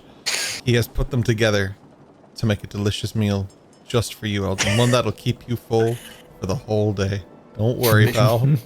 fish balls. Yep. Yep. Fish power balls. As I'm this You very take away small the thing I've learned on purpose from my level up. As it's a raft, I was so small that he goes over to Hatsu, but literally I have to turn and he's right there. So I'm just gonna do the equivalent of with food. Cheers. So like we kind of cheers, and then I'm gonna take a bite when he takes a bite. Kind of a cheers. That's cheers. And then he turns away. Yeah. Same to Kyle. Cheers. Eldrin, you want to wolf down that Powerball there? You haven't eaten in like a day or two? Man, I'm just saying you're probably hungry. So, right, okay, I'm want to become exhausted. Post those exhausted rules in the chat. I'm gonna be real. If Hatsu is making a Powerball of it, he is. I'll eat it. Oh, really? Okay. If I like this game of narrative table tennis you and I just played. Yeah, canonically, if Hatsu's making a Powerball of it, yes, because Eldrin's not eating fish. Eldrin's refused meals flat out before in return for Powerballs. And I will say, I don't know if you want, I'll say it above the table. I for our level ups, I based it around wanting to learn from Hatsu. Okay. And I'm ready to make my own. Here's my legit thinking on why I think Hatsu would do this. And that's because he wouldn't let it go to waste, and he wouldn't turn down a gift. But he also has his own ways to eat things and do things, so he would make the Powerballs. I think, Busy, if you're in chat, you can feel free to correct me. But I think he would do that, and he would say a prayer to it, and then he would have the Powerballs. Yeah. But if I'm wrong, we can't retcon it. It's too late, so now he does. Mother of Light, send me a fish ball. Yeah. Mother of Light, creator of fish. Send me a fish for those who fish. Literally. Cool. Well, we're all going to eat together, aren't we? So the level up thing, do you want to go into that a little further, or do you want to just hold off on that for now? It's up to you. I don't mind. I will tell people I was ready to create my own food. This guy. That's the thing that I've been wanting to do for some time. Learn how to make the Powerballs with Hatsu. so I can create them with him. I'm just saying, we can still establish Nice. that and move forward with that, and you can be working on it with Hatsu to get them just right. I will add to that, you know, what goes right with fish is some chips. So you can always make some chippies if you want. For the I'll rest of just the eat game. the Powerball for now. Some necrotic chips. Yeah. Necrotic chips, yeah. Mm. Zombie chippies. Necro chips. The Hatsu's eating it, I've eaten it, Eldrin's eaten it. Time is passing. Eos is nom nom nom. Everyone seems fine. Mm-hmm. What a beautiful I'm day it just is. here in the ship until someone else's turn to take over. So Slate, did you Oh, wanna- if did you wanna say something? I've already eaten mine, I'll take over, no problem. That was the deal. Totally fair, I'll take over. And I purposely turn into Dash, and I don't have much room, but I'm going to do a swagger and then walk over and start talking about myself to myself while I'm sailing. Like literally nobody's listening. You're just in the background, just talking to yourself about yourself. Yeah. I can imagine he's like, I'm doing such a good job holding this. Do you see how bang on these coordinates we are right now? It's- And he's it's like a- just swagging while he's doing it. It's a Slate's this version point- of I'm so witty and pretty. It's like At this point, I love that. At this point, you're turning in and heading towards the entrance of Verdwar. You're a couple hours away. yeah. I'm gonna close my eyes and kind of just not even go sleep, but I'm just resting. I'm just chilling. I'm just after getting a Powerball, I'm taking it in. I'm just chilling beside Hatsu. I'm just kind of sitting there. That's all I'm gonna do. So everybody's eating. Everybody's full. We're steering. We're vibing. We're vibing. In we go. Verdwar is right there. What you're doing is pulling in, so you have the 2 points of the kind of island that Verdwar is on sticking out, and you're passing what looks to be, and I'm going to kind of confirm if she wishes, 2 large checkpoints where they are just assessing you, what you have, and what you might be bringing in. For what reason? For what need? Unknown. But there are definitely many eyes on you from both sides, which are quite far out. Like there's a good distance from both, but they can you definitely can see that they're monitoring you and keeping an eye on you. In the distance, there's people pointing at you and stuff, and there's telescope-like devices being used on your tiny boat. Put up. I Gonna- need a D4 from ES, please. Gotcha, brother. While this is happening, I want to call Eldrin over while I'm steering. Yeah, I go over to him. Did you notice anything odd about that fish? Well, yeah, it wasn't a Powerball first of all, but Hatsu made it one. But other than that, No, I meant like the anatomy of the fish, the part that you ate. well, fish don't have balls, so it's okay. But I guess I ate fish balls. It seemed fine. Excellent. And then I'm just going to be like, I'm glad you enjoyed that part of the fish. It's the most What? suspicious thing I've ever heard in my life. yeah, right. Yeah. Like, what part of the fish did I eat? The parts that I cooked. Slate, why are you being so ominous? How is nobody going to comment on the fact that he ate a fish anus? It's part of the fish. The fish is a fish. You eat it. You get sausages, though. You don't know what part of the pig they're made from. Did you see how he ate it with all the... Yeah. No, I was too busy eating. Why would I watch other people eat Me what and I Hatsu eat? ate the same part. He made Powerballs of it. If you knew What's how wrong with many the fact that fish Eldrin anus, eats ass anyway. if you knew how many fish anus you fed to Dash as well. He's I dead just anyways. I just wanted to be honest with you because, you know, I wouldn't lie to you, Eldrin, so I just, you know, I needed you to know. Listen, if he wants to eat ass, he can eat ass. As you approach like- Verdwar, It's a muscle. It's full of protein. I need fill it you for a the protein. target. Donkeys are not Keep full of moving. muscles. the protein, for fuck's Did you sake! just say, I'll fill you with protein? I don't want to talk about it. That's a whole different thing. Oh Hey no! yo, What just changed? What? few things occur. Eos, you rolled a 1. Yeah. Right about now, you're all starting to feel just a little under the weather.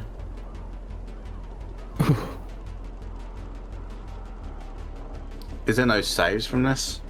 There will be. When you say we're all, so I'm starting to feel. You probably a little later, and Madriana also a little bit later. You guys are on the early side of this. I would put Slate and Eos quite far up the front. Weslyn and Hatsu probably next, and Eldrin then, and Madriana towards the end.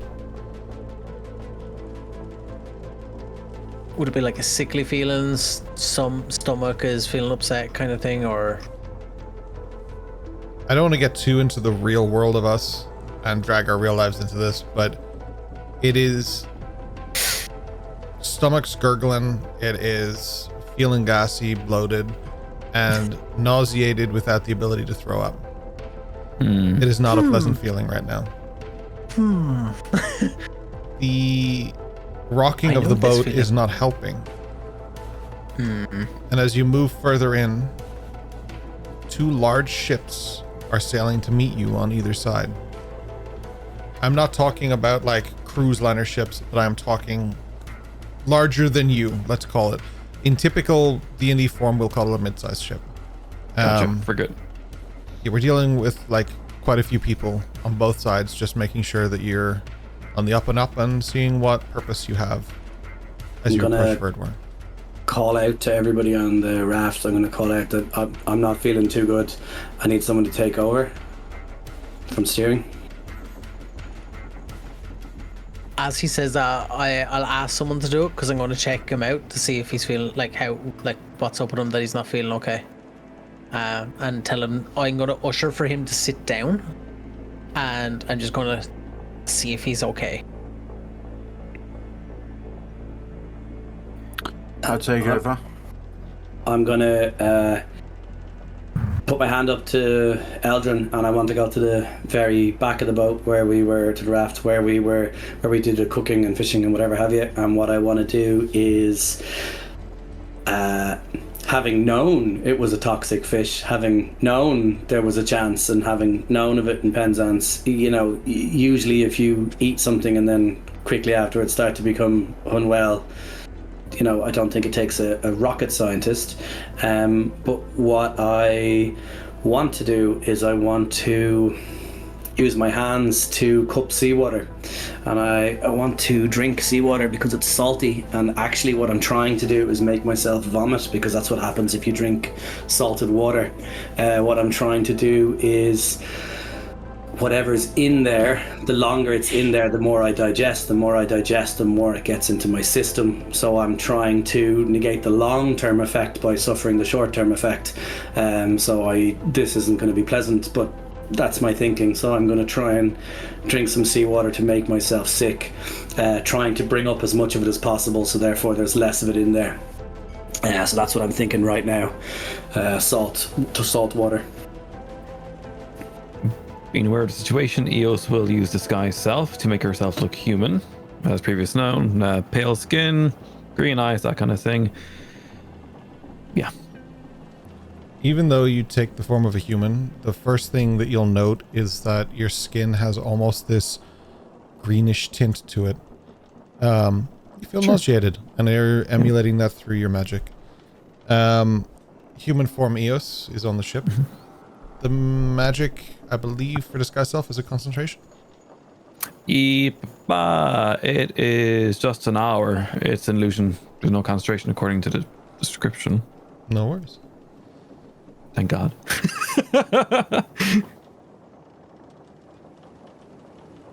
Two larger than you ships slowly stop around you, casting nothing but shadow upon your tiny vessel. That's where we'll pick up after our break.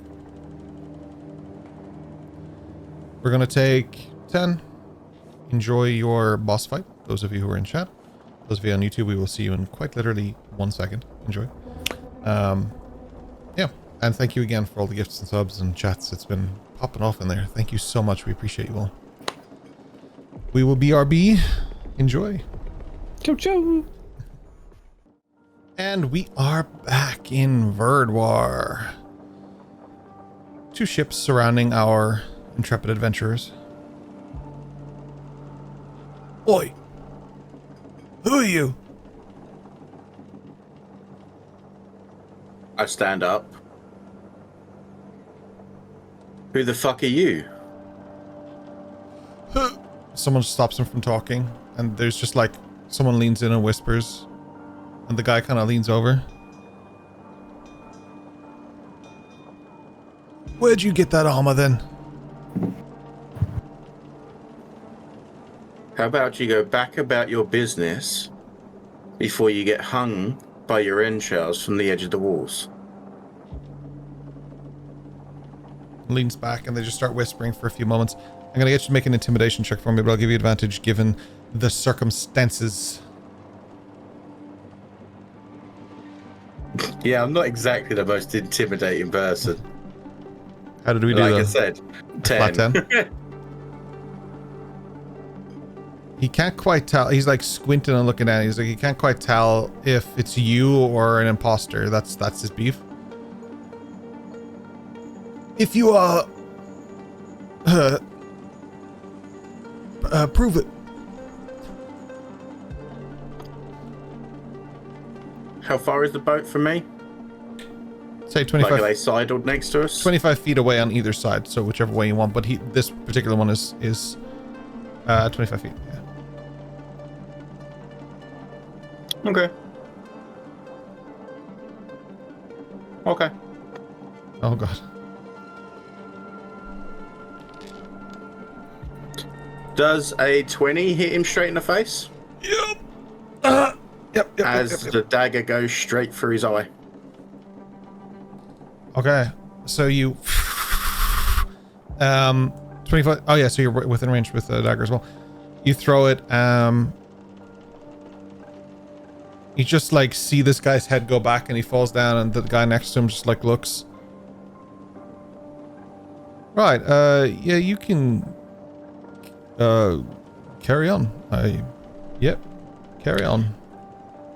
Be a dear, will you? Throw me back the blade from his face, as well as the purse from his side. Well, right. No, just do it. It's fine. He leans down for a minute, and you just hear, "Oh fuck."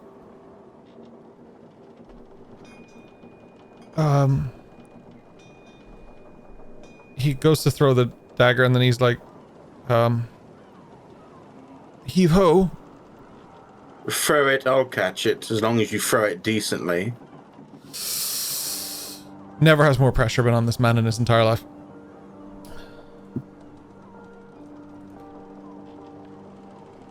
Ooh, but it's a good throw. He heave hose it to you, and it like goes, but like sideways, so it like kind of flies at you like in a weird way, and you just kind of reach up and catch it, but it's like almost disappointing how it was thrown to you, if that makes sense. Like it wasn't like it was an okay throw, but like but he wasn't he like underarmed it, didn't he? Yeah, he underarmed it, exactly. Yeah. Like you're throwing a toy to a cat or something. Like yeah. And then with it, like a purse comes down with it as well, which just has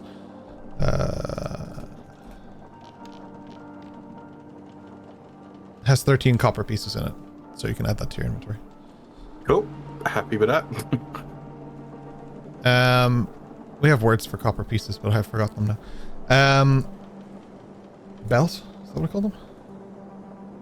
Think so. Bells, yes. I just checked. Okay. So 13 bells. Right, you can carry on then. Yep. By the way, don't tell anyone I was here. Otherwise you're next. You have to report it. No, you don't. Well, you Not have for me, you don't. How, Not for me, you don't. Shh. You didn't see me. Go. right. You can have intimidation again, but do it with advantage this time. If anyone has proficiency in intimidation, you may assist her. Yeah, assisting. There you go. It's a 2 and a 15, so a 15 at least. Yeah.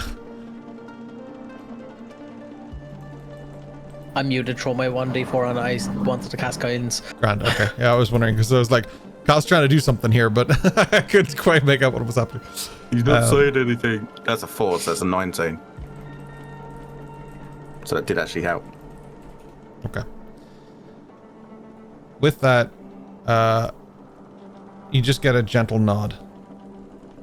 A nod that assures silence because of fear and intimidation. And just keep us trekking on into the dock. You move through the docks. Technically not your first time in a Verdoir, but definitely for a lot of you, your first time in this Verdoir. You approach a main gated area, and as you disembark from your raft and you look over, you see what can only be described as one of the most fearsome cities you've ever seen. Nothing about it to anyone of good alignment feels good. This is as close to Gotham as we can legally get. This is a place of... It looks like Gothic architecture. So it has like this nighttime kind of London, but with goth amplification to it as well. So it's not just Gothic, it's like heavy metal Cyberpunk Gothic as well. Yeah, it's got elements of cyberpunk to it too. It does use a form of arcane electricity. It is different. It is not somewhere where any of you have been before, except for Major Anna, of course. It's not something that any of you have ever seen before, but for some reason it looks mighty familiar. These walls, this big gate, tavern on the left, chains hanging on the wall on the right, through these large gates that lead into the city of Verdoir. You see people trying to get through, trying to get in, trying to get out. You see guards fleecing people. You see people sinking a ship on the left in the dead of night. Not necessarily the dead of night, in fact, because it is the middle of the day, so even better. This place is crime personified. Weslyn's don't steal things radar has gone crazy. Welcome to Verdoir. Can I just check how my just to know my availability for the next couple of minutes? How has my saltwater chugging gone down? Right. I am not going to lie. I forgot you guys were poisoned. That would have probably actually impacted those rolls now that I think about it, but that's okay. I'll give you advantage on this, but I'm going to get you all to make a Constitution saving throw for me, please. You did say, to be fair, that Adriana was further down the list because she ate last, and it would take effect later. So actually, it's still. It probably would have. I would have probably added like rolls to her though, because it probably looked like she fucked all of you up because you're all just laying there on the fucking raft like. Ugh.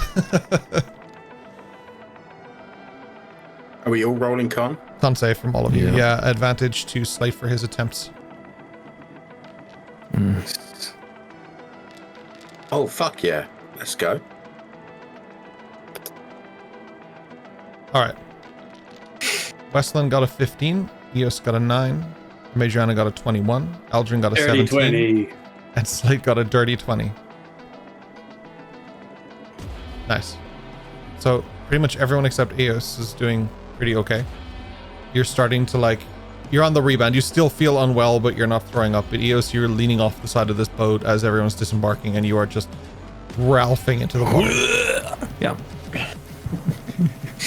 By the way, I'm turning the Slurart, whatever the fuck it is now. Slurart. Slurart.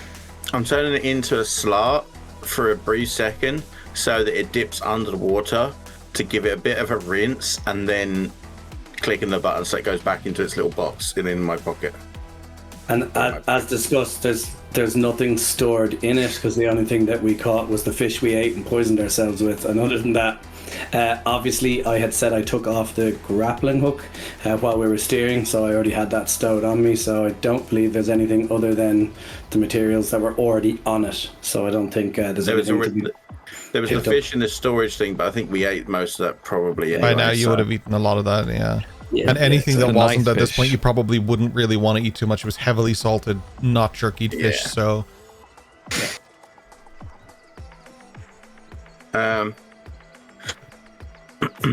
Albie is at home. Albie's flying around this place, perching on top of rooftops, just getting all of this to take it in. Through your connection with them, Madriana, Albie feels very familiar with this place.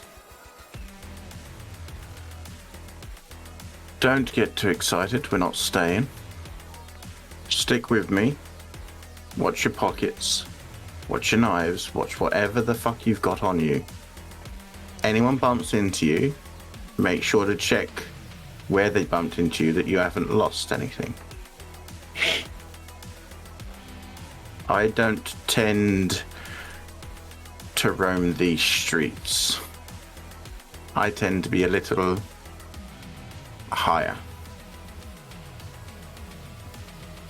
I'm sorry, but did your boat just fold up? I'm sorry, but did I fucking ask you? It's just Move on. We normally have to charge, but I'm not really sure what to do now. I'd Nothing, like to. because as you said, there's no boat. I'd like to push this person into the river. Sure. Strength or acrobatics? Go ahead. Sorry. Athletics or acrobatics is what I meant. Apologies. Yeah, I'm just gonna do like a trip push, if you know what I mean. So. Push hard. Is that a dirty 20? No, sorry, that was the other number. Sorry. No, that was the previous. Oh, but it this wasn't 19, is so it's 21. 21, so I'll take that.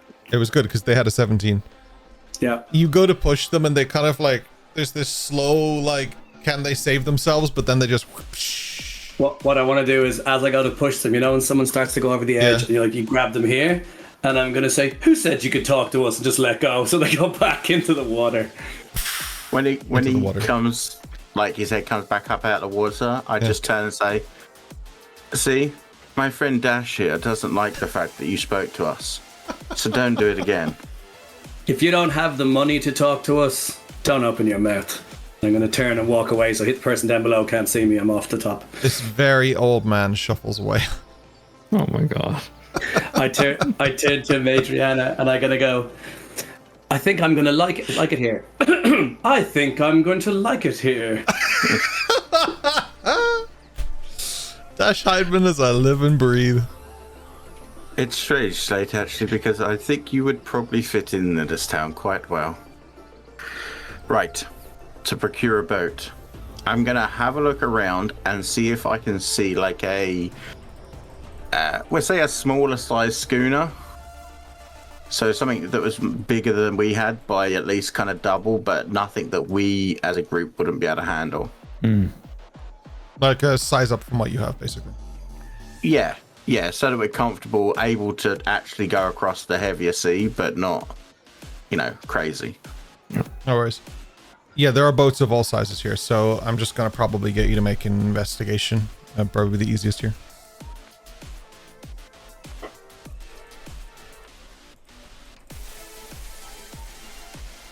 Oh, that was nearly a 20.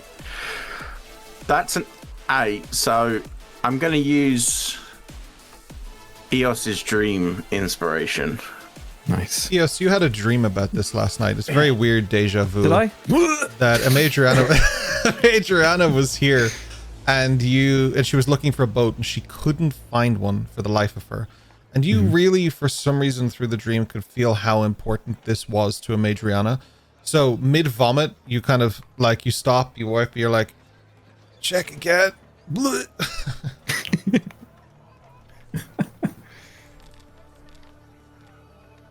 That's a lot better. It's a 16. That's beautiful. There are several boats that fit that size here. So instead of me telling you what you see, tell me what you're looking for. So, once I found those size boats, I'm going to scan the people on them. I'm going to look. You got the low-level guys that are huffed in their asses like fucking dragging the shit onto the boats. You got the mid-level guys preparing the boat. And then there's always that one guy that's just stood on the top doing absolutely fuck all because he thinks he's more important than everyone else. I'm going to look across those boats and I want to see who's the weediest out of all of those ones that think they're better than everyone else. I'd like to add something to this, if I may. Yeah. So while we're standing, it's quite obvious we're looking for a boat. We've discussed it. We're walking together. I can clearly see you looking for a boat. What I want to do is use my actor feat and study the people. So I'll take some time when we find that area, standing, watching. And what I want to do is look for anybody that has ticks or tells. So what I mean by that, he's looking for physical size, somebody who could be intimidated. So I want to add to that. So I'm trying to follow who Adriana is looking at, and I want to see somebody who is in a bad way. So for example, people who have gambling addictions or owe a lot of money, they show signs of stress. People who, you know, are either on drugs, they're inebriated, they've had a bad day. You can pick up these things. So I want to, because You can pick up these things. Yeah, well, so I want to stand and see, you know, of the people we're looking at, as Adriana is identifying different people, I want to try and go deeper and try and find somebody who looks, to my mind, they have a lot going on, something that can be lent on or manipulated, at least needs closer inspection is the way to look at it. So, like I said, people who have problems, etc. Like, I'm actively stood there with Slate going, what do you make of that one? What do you think of this guy? You know, really trying to get some interest from him to help me. Equally, when we're talking about like easy pickings, you mean the other way around. If we're looking at people and they look like they have a super low intelligence, you know, we're looking at a guy going, he clearly didn't dress himself. He can't even tie his shoes. You know, anyone who appears You guys are to just be looking at Eldrin. really stupid. No, we are looking the other way currently. But yeah, and anybody that has, oh shit, basically looking for anybody who could be exploited using my active feat that I might be able to tell something about them. It's basically what I'm looking for, little tells. And in a place like this, it looks like where everything is fair game and all sin is equal. I'd imagine they all have their voices, so I would imagine there would be some of them, especially in a hard-working place like a docks. You've got to have some joy, so you spend your coin how you spend your coin, or you owe who you owe because you spent your coin that wasn't yours, and so on. Hatsu is spending some time behind you guys, just watching you, but more on guard duty. I just want to position where he is. Chicken the Fox is nowhere to be seen right now. And Of course. while you guys are doing this, Adriana, you point out, based on your investigation, the various boats that you're interested in, especially the one that you found that really caught your eye. Slate, however, you investigate those people on the boat, and I would like you to be a little insightful for me, please. Give me an insight check. is there like a way to assist on that because we're doing this together? If you are proficient in insight, absolutely. How this is happening, Eos will be like leaning shoulder to shoulder against Eldrin. She ain't herself. No worries. I actually am proficient in insight. And you may assist. Are we doing a roll each or No, advantage? this should be on you. Okay. Yes, baby! At the nattiest of 20s. It is yeah. the nattiest. The captain of this ship looks like someone you wouldn't normally tangle with. The people who work for them are very, very filled with fear of being here, but also a certain sense of pride that they got here. Being someone who works for what would be considered a dread captain of a specific ship, that is a very, very interesting thing. There are some people, however, on the lower level who are loading the boat.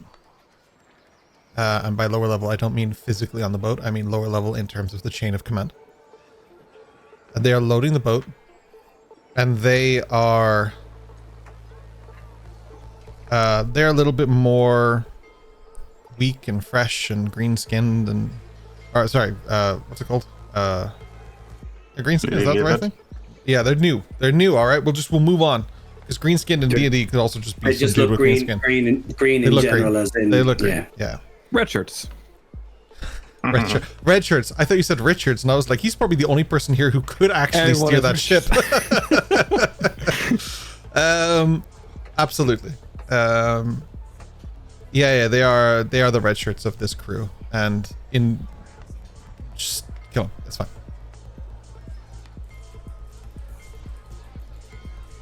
I have an idea, Slate, but I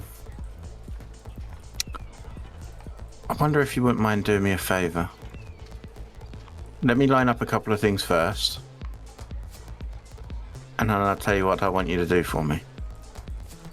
Sure. The way I see it, there's your plan, or if we, as they say, cut off the head of the snake, the crew is ours. That's the other option. Let's go with your option first. I'm happy with that too, but my way might be a bit more fun. While you're waiting for me, you see the captain of that ship over there? How about you find out, well, keep an eye on him and see what you can do about yourself to do with him. How, DM, how close are we? I presume like there's a dock or whatever that we're on, and then the boats are moored or tied up or whatever along beside us, and we've walked along. How close is the boat moored to us? Like, what's the range of this captain to us? What's the proximity? I'll leave this up to Madriana based on how far out she was thinking when she was looking. It's not going to be on the same dock section as you, so minimum of 20 feet, but we could be talking more. I'll leave it up to Ryan in this case. So the one that I'm going for, it would be on the next mooring over. So you're talking probably a good 50 feet. 50 feet then, yeah. Like to the bigger section, yeah. Yeah. Whereas the captain that I've told you to keep an eye on is actually probably in the boat next to us, as in along this edge of the dock line. Okay, so a smaller boat because this is a smaller section of boats. Yeah. This section, there's just someone who's like pulling their like stuff in off a boat with like 2 other people, yeah. Just do your thing, and I'll tell you what I want when I get back, okay? So just to clarify, you want me to look at the boat that we're looking to take with the captain on it, or the new bush the one that's adjacent that has another few people? To us. Yes. Perfect. The ones that you can hear as well as see. Right. Back in a second, guys. Behave yourselves. I'll be back in 2 minutes. See you. Where we're standing, normally in these kind of places they have where they put the mooring ropes. They have these big pieces where the ropes, big thick ropes go around that they're tied onto, so they're like big posts basically. And that's where all the different ships moor themselves. So what I want to do is just go to, there'll be several of them all the way along. I just want to go to one of those, not necessarily the one beside that boat, but just one in proximity. And then I want to take out my blade, and I want to just start doing this while looking. Like, so just sticking a knife between your fingers, getting progressively quicker and quicker? Yeah, but in this instance, I'm not actually doing it. What I'm doing is like somebody who does the coins over the fingers. It's more like a fidget. So I'm doing it slowly because I'm not looking at it, and I'm looking around, and then every now and then just rotating the knife, and just like I'm getting ready to start but haven't started. So does that make sense? Sure, that makes sense to me.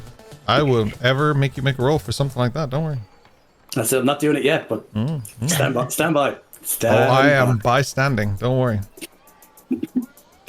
I'm going to... sorry, go on. No, I was just going to say, I when Adriana's gone, I was going to say that Eldrin would be looking at Eos, getting her to sit down, because clearly she is not well.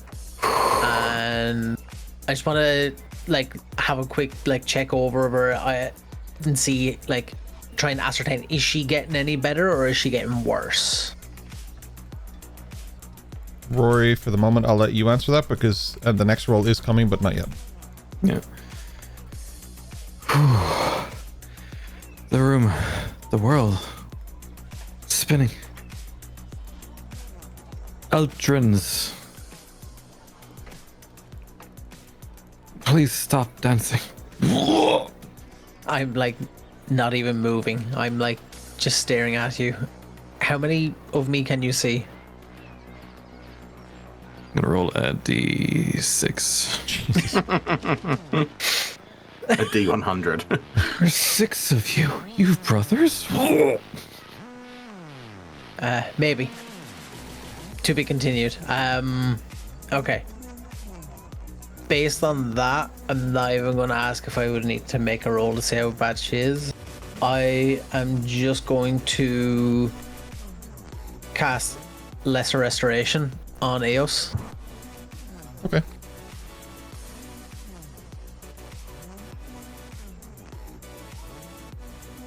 Oh yeah. I just kind of like put my hands on her shoulder, and I just try to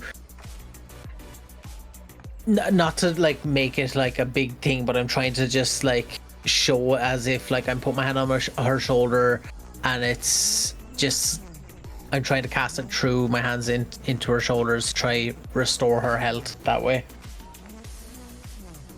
Okay. As Eldrin lets you, how do I say this? Respectfully helps you with this. Gaining the appropriate consent before you touch somebody. You cast a spell which allows her to feel not just mildly better, but I would argue significantly better. Like you're back to 99%. Oh yeah. Perfect. He cured poison. 10 out of 10. Eldrin, there's only one of you now. Yeah, my brothers, they have to go. Are you feeling okay? So much better. I think that, look, I'm sorry. I may have not cooked the fish right. Yeah, I kind of thought that the second Slate was asking me about the fish and the fact he was drinking seawater and getting sick and stuff, and then you getting sick, and yeah. Did you see? Honestly, I'm kind of just waiting for it myself. It's a bit touch and go right now. Did you see a Majorana killed the entire ship? Yeah, it was kind of surprising to me. The first person other than Bird Lady that we saw, she murdered. I feel like maybe it was an itch that she needed to scratch. I don't know. At least there's still people around. But it's also nice to know that Majorana has gotten that taste for blood out of her system, I hope. Maybe it's just this place. So cool. I don't know, but So cool. yeah, I don't think I'm going to be throwing knives like that. Thank you so much. No problem. Honestly, it's nice to be helpful, yeah. Hell yeah, let's... So yeah. Slate's down there. He's doing that thing with his hand. I don't know. It would look really cool if, I don't know, he didn't stab himself though, but like did it really quick. I'm not trying that. I'm not falling for it.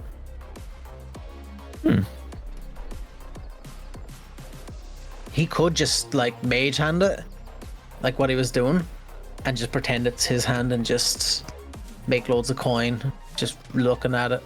People thinking that he's doing it real fast, but you know, or a mage hand could just stand behind them and murder him or rob them. You said Slate, but currently you're watching Dash do it. I mean, it is Slate, but it's Dash doing it right now. Yeah. That's why I called him Dash. So you're not wrong. It is Slate, but Not wrong. No, not fully right. Yeah. As I was saying, well, Dash. He's dead. there's a dash of Dash in there. Did you say he's dead? What? Probably. Oh. Well, he's always in our memories down there, I guess. Weslyn, what do you think of this place so far? How much longer do we have to be here? Yeah, I don't know. How are you feeling? Are you feeling sick? That perfectly surmises every time I leave the house. That was it. That nailed it. In fairness, that is a Majorana's thoughts right now as well. But speaking of, is there anything here that Weslyn recognized this place? Has he been here before? In any shape or form? Only in I believe it was a dream, like a book vision, I guess, from a Madriana. You were here for that. But probably not beyond that. I don't think any iteration of Weslyn will come here. So. Nope.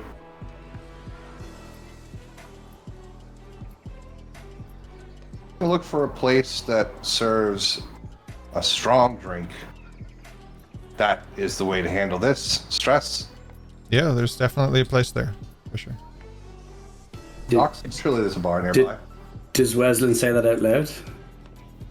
Ice with Eos and Eldrin. I think Who are just behind, as far as I know, just behind me. So we're all sort of close-ish. Invite the two of them for a drink. He's going to say he needs a beer.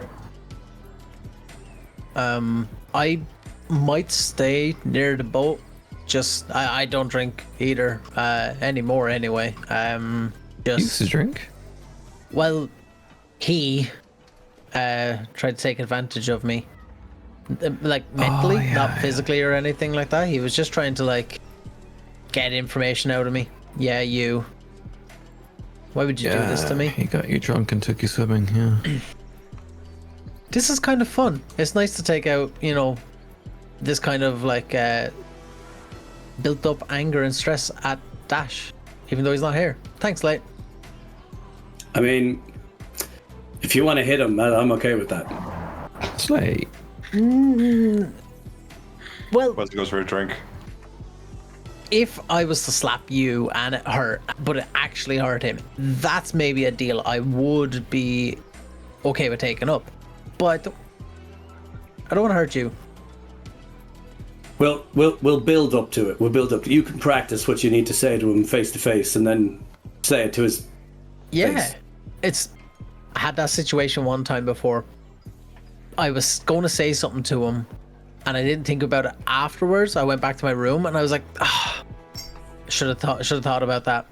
I'm gonna turn halfway, so I'm not putting my back to you, but turning half, so I'm back to what I was doing, and I'm gonna start doing with the knife again. I'm gonna say, this sounds like a great story, the kind of one you have to tell over a beer. The guys are waiting for you. And then I'm gonna say, and obviously I will have the house red, clearly. Yeah, he'll say he wants the house red. I'm gonna stay by the boat. Because in Palparod, the house red is always of excellent quality. Actually, I might go with you. He may actually get murdered. You have to. I don't have money or pockets. In Verdois, that's a contract to kill someone, just so you know. That you want the house red. Or kill. Equally good. He may actually get murdered or murder somebody. Let's go, Eos. Weslyn, wait. Step up. Double time. Oh, it's While great not to be heading- sick anymore. I do want to actively take on board what Madriana said and watch out for anybody coming near us. In fact, if anybody comes near me, I'm going to stay at least 5 feet away from them. Nobody's coming near me. I'm not letting anybody walk near me. No. Make an intimidation check. As you walk away, you audibly hear Dash say, "Oh, I think this place is quite lovely, actually." Me make intimidation? Yeah, you don't want people to touch you. You got to be intimidating in this place. Okay.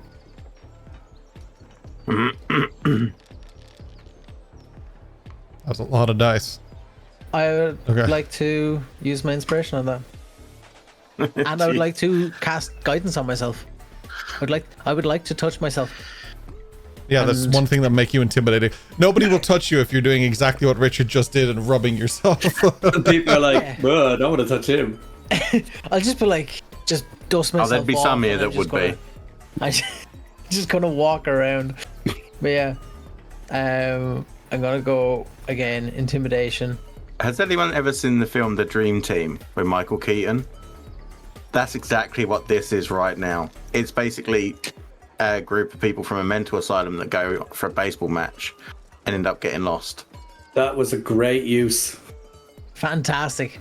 I went from a 10, used my inspiration, and rolled guidance, and I got an 11. That was a long way to get +1. I would have just given you that. I'll take it all back. It's too late.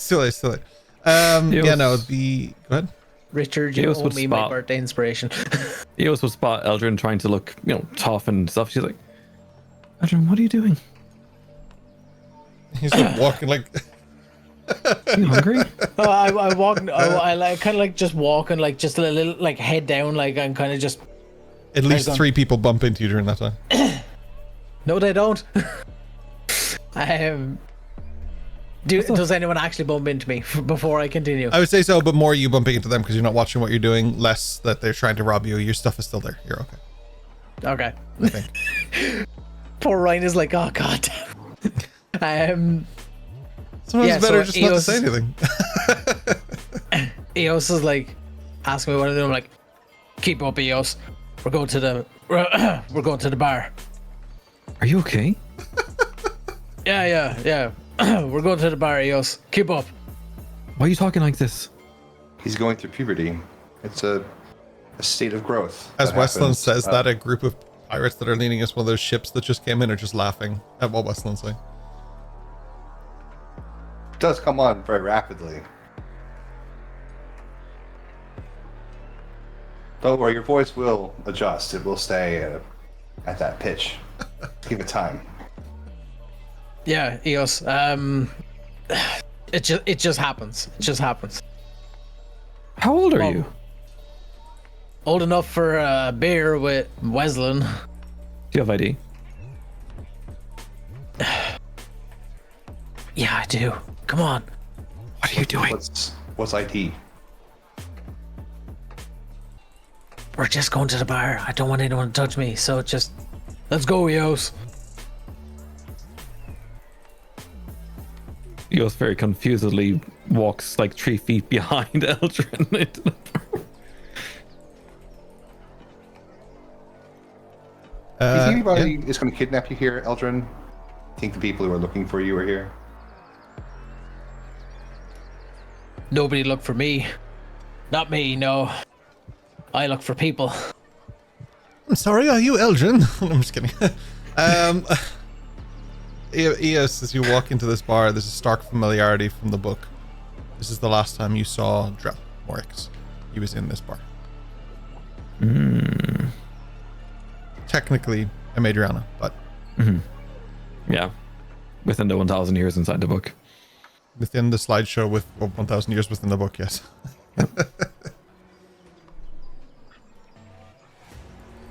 I'm gonna saunter up to the low-level guys that are lifting the stuff onto the boat, and kind of just kind of sidle up, like again against one of them like bollard things to hitch the boats to, Yeah. and I'm just gonna, Psst.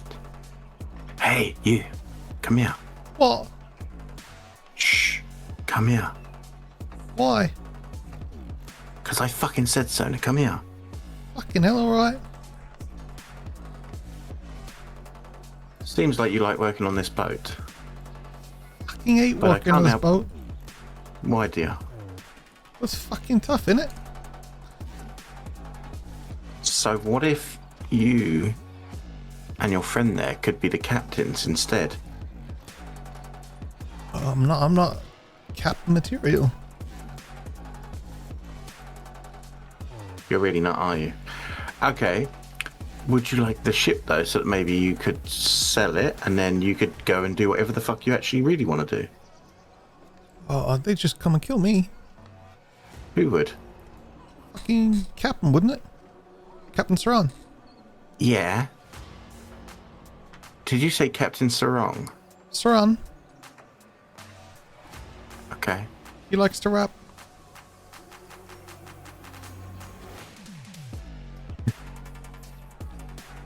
But what if I could get you this ship and you could go and sell it somewhere else and live a completely different life where you don't have to deal with that captain's bullshit?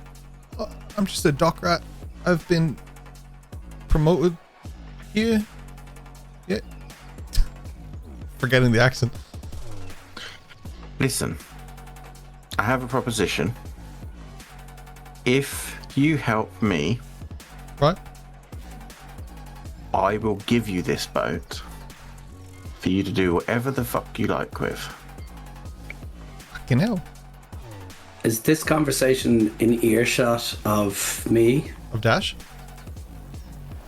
I wouldn't be. Major is shaking her head, so I'll say no. Because, like I said, where that boat was about 50 feet away. So unless you've got fucking super hearing, you know. You look over and Dash's ears 20 foot wide, like he's just listening, but like the mask. It's like the spitting image of Prince Charles, just fucking massive giant ears. Yeah.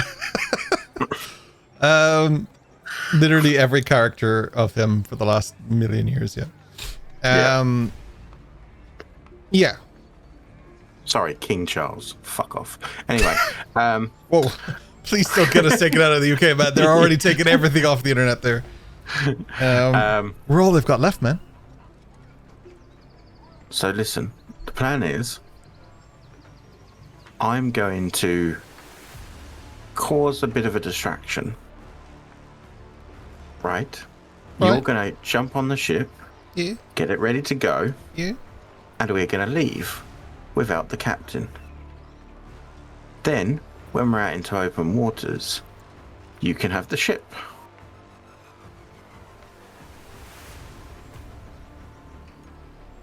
Yeah,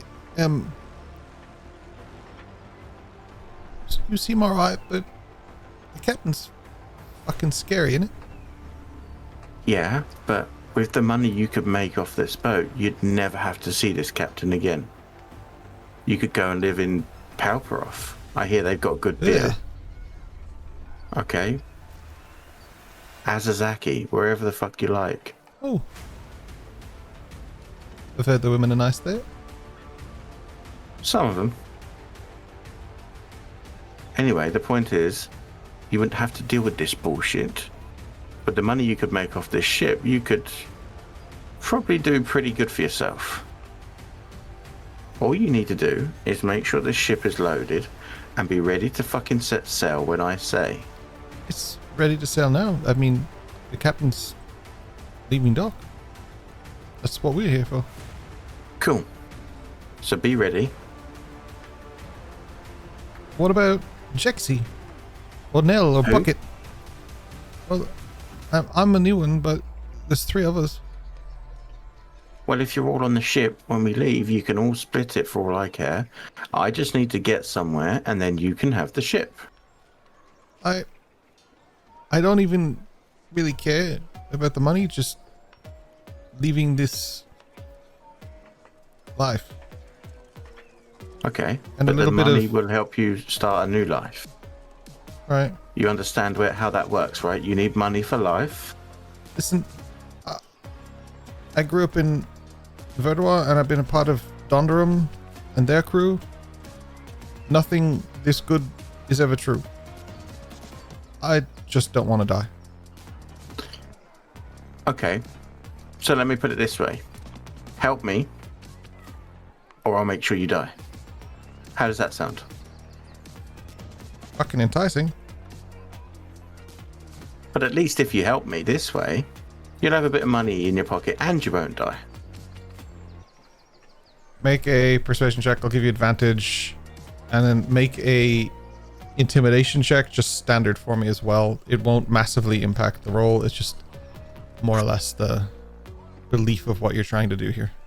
Persuasion was 11. With advantage? Yeah, I did roll well. I'm not a persuasive person. But intimidation is a 12, though.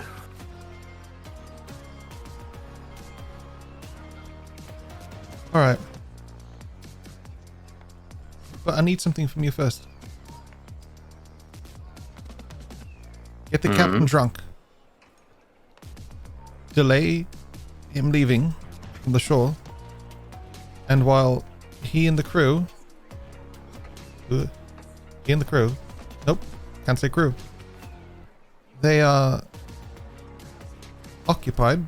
We'll get to work. Rats are gonna scurry.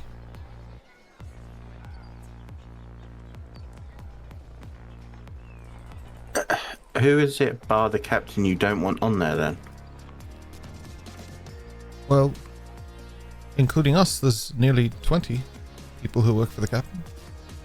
No, but you're saying get the captain and crew drunk so that you can do what you need to do. How many of that crew are you telling me to get rid of? About 16 people.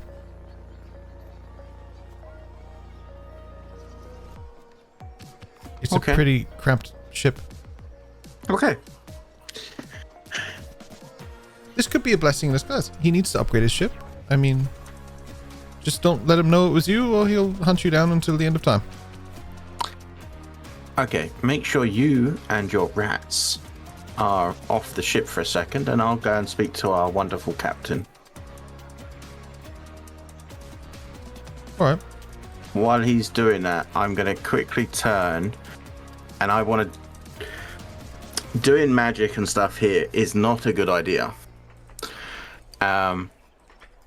Especially with a verbal and somatic component where you could be seen doing it. So I'm going to do this as slick as I can and as stealthy as I can. And I'm going to message Slate, or send in whatever the bloody one is. I hate not knowing what that is, but it's one of those two. I feel like we never used to have this problem, but like lately, since we've been doing this campaign, for some reason, I get the two mixed up all the fucking time too. Yeah. It's because no one's used it for so long. And I'm going to message Slate and say, do me a favor, change targets, mimic this captain when I send him towards your area. Also, where the fuck is the others? I get to answer back directly to you, don't I? Not on this one, I don't think. Just check quickly, because I think you might be able to. I'm not actually sure. Can cast with solid objects? No. Fuck. You don't get to reply on this one.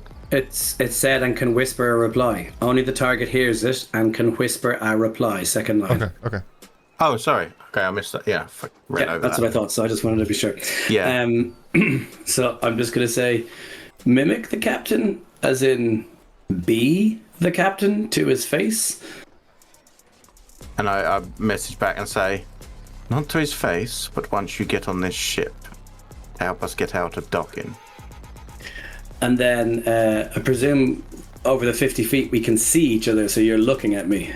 Mm-hmm. And then you say, and I go, and the others, and I just go like this and just... So I gesture to a drinking motion and point towards the taverns on the docks. I'm going to be sending him and his crew in there. Follow them in as one of the crew. Grab the others and come straight away, okay? If they don't, I'm going to reply, whisper reply. If they don't want to stay there, you want me to stall them? I reply back, if you're talking about these pirates, trust me, they'll stay there. Just be quick. And then I say nothing and just do like a salute. So, as a reminder, Slate, and this is very important, you can take a form. Can you copy clothing? No, I can copy their approximate size. I can only go between small and medium. I can copy all of their features. I can copy their voice, how they sound, how they talk, sing, mannerisms, all that type of stuff.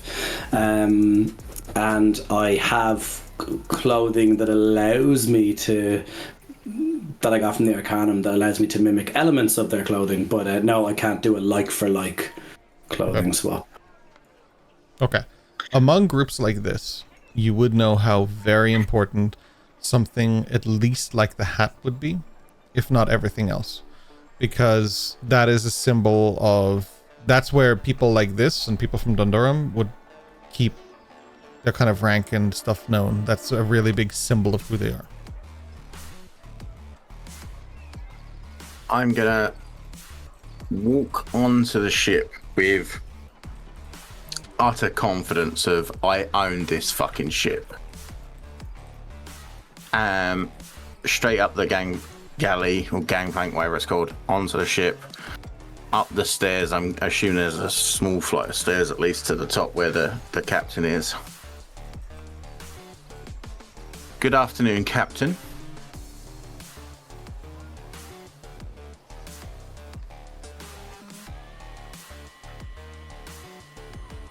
Who are you? You must not be from around here. Yeah, that doesn't really answer my question.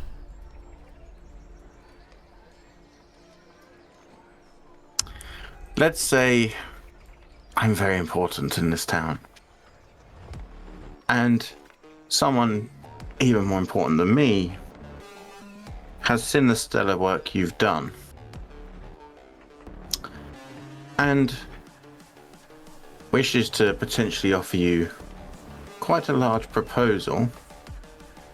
But he wanted me to come down and, let's say, lubricate the conversation over some very fine beers.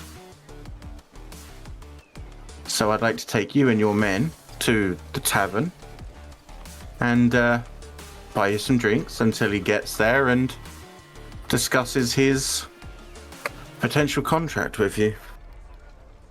Yeah, I don't really swing that way. Thank you and your proprietor for the offer.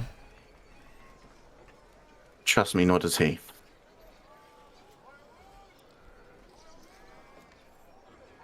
I'll say this as impolitely as I can. Get the fuck off my ship.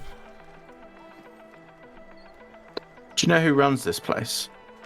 I don't give a shit who runs this place. You don't give a shit who runs Verdoir, the place where you sell your wares, the place where you dock with the freedoms that you don't have in other docking places. You don't care about that at all. Make the most persuasive of persuasion checks for me, please.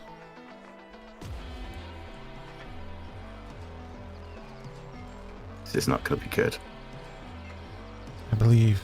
Ooh! Although a 22 is quite a roll when I need it.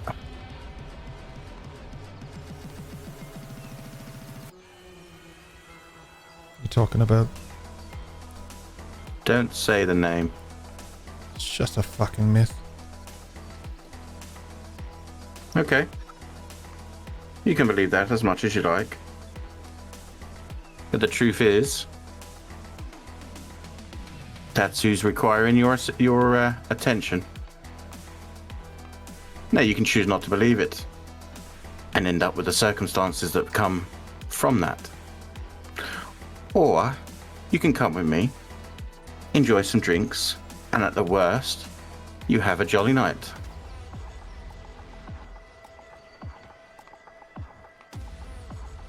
He has this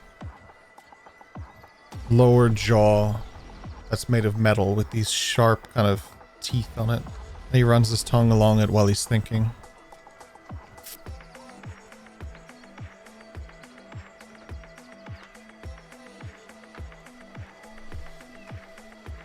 Severick, one of the guys from further back, just leans forward, kind of like begrudgingly stands up, kind of cracks his neck and moves forward. Yeah. Get the ship ready.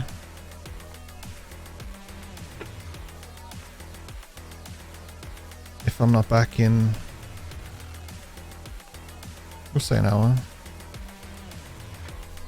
Just start setting fire to places until you find me. This guy, Severick, just nods.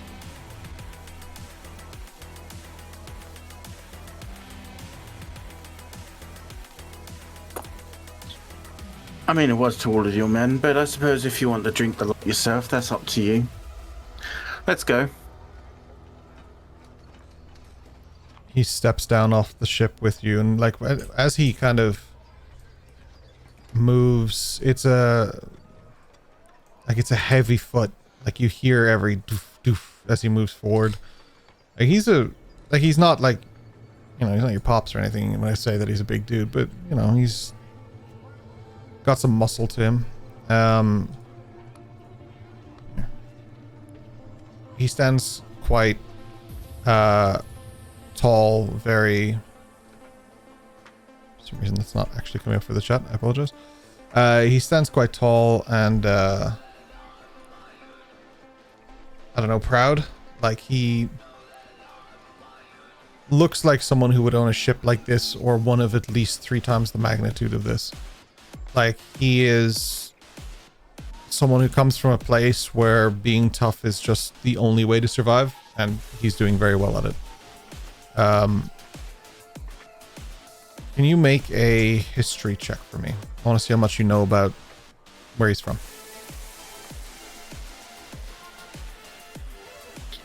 I'd still love him to be bigger than my dad, though. That'd be fun. He's definitely not bigger than your dad. No. Like, he's like... 24. Like, he's big for a normal person. He's like 6'6" and like stuff. Your dad is like... That's a whole other fucking conversation. This is Jaws. Gotcha.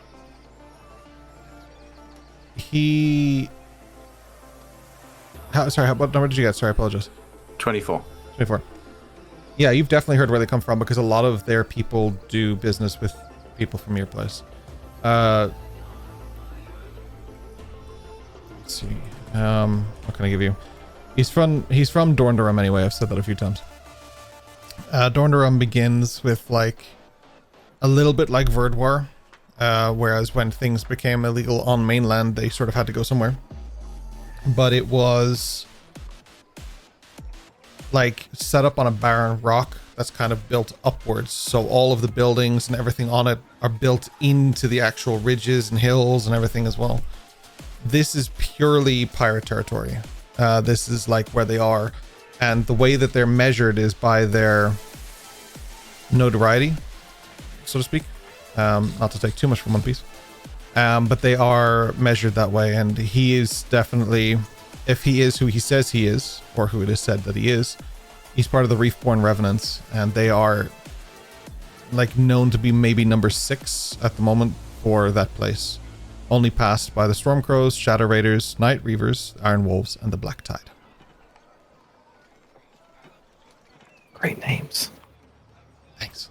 Either way, I don't need to be worried. Cool. So yeah, as we're walking along and stuff, I give Dash a gesture to like kind of follow us in behind, so that he can listen in and, you know, get the mannerisms and all that stuff that he needs to do. I'm going to take him into that bar. And essentially, I'm going to walk up to the bar. Hello. I'd like to get my friends some drinks here. I'm assuming a bottle of whiskey would be good enough for you. Just the one? Well, I don't want you too compliant when he gets here. You need to have some wits about you, otherwise it's not a fun exchange. One is just chasing the dog. Can I get 5 bottles of whiskey, please? Barkeep's like, all right. They know who you are. There's still a cost to it though, so they're only going to charge you for, what did you say, 5? They're only going to charge you for 3 of them. Okay. Probably just a silver piece, I would say, would cover it, because it's not top shelf whiskey, you know, it's just Verdwar dock whiskey. It's like just whatever lights the fire. Yeah. Yeah. So I took off the 3 silver, no problem. Thanks, stripper. Yeah. Yeah. Oh no, sorry, just 1 silver for the 3 bottles. You're okay. Okay. Sorry, I'll add 2 more then. Gold and everything has been converted for the campaign now, so the prices are more. It took me like a year to do it. Sorry, I apologize, but everything's more accommodating to the world and environment that we're in. So yeah. I'm gonna basically create general kind of chit chat, like, you know, what particularly is it that you smuggle in and all this blah blah blah blah blah. I want to get him comfortable to the point where Slate is able to hear him long enough and see him long enough that I know Slate will be able to do what Slate does. How long do you usually need? You need to be kind of familiar, right? I need 1 minute with the person, so it's not long. It's 1 minute to get an idea of their gait, how they walk, their mannerisms, the cadence, how they speak.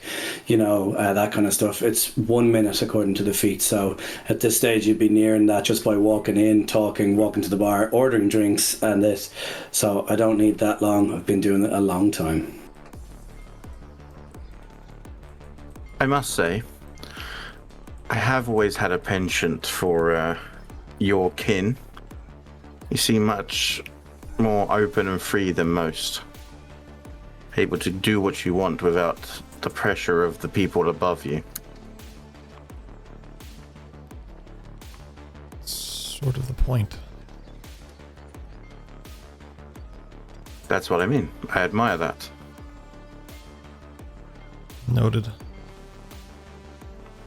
He pops off the cork. He just bites into it, pops out the cork, and starts chugging the whiskey in a way that even to Madriana's a little bit like, damn. But like, you don't show it. You're just like in the back of your head, you're like, fuck.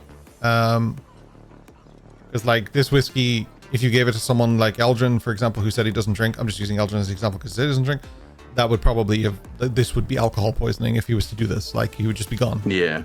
So like the fact that this guy's just doing it casually and not to send a message, this is just his jam. Yeah, it says a lot.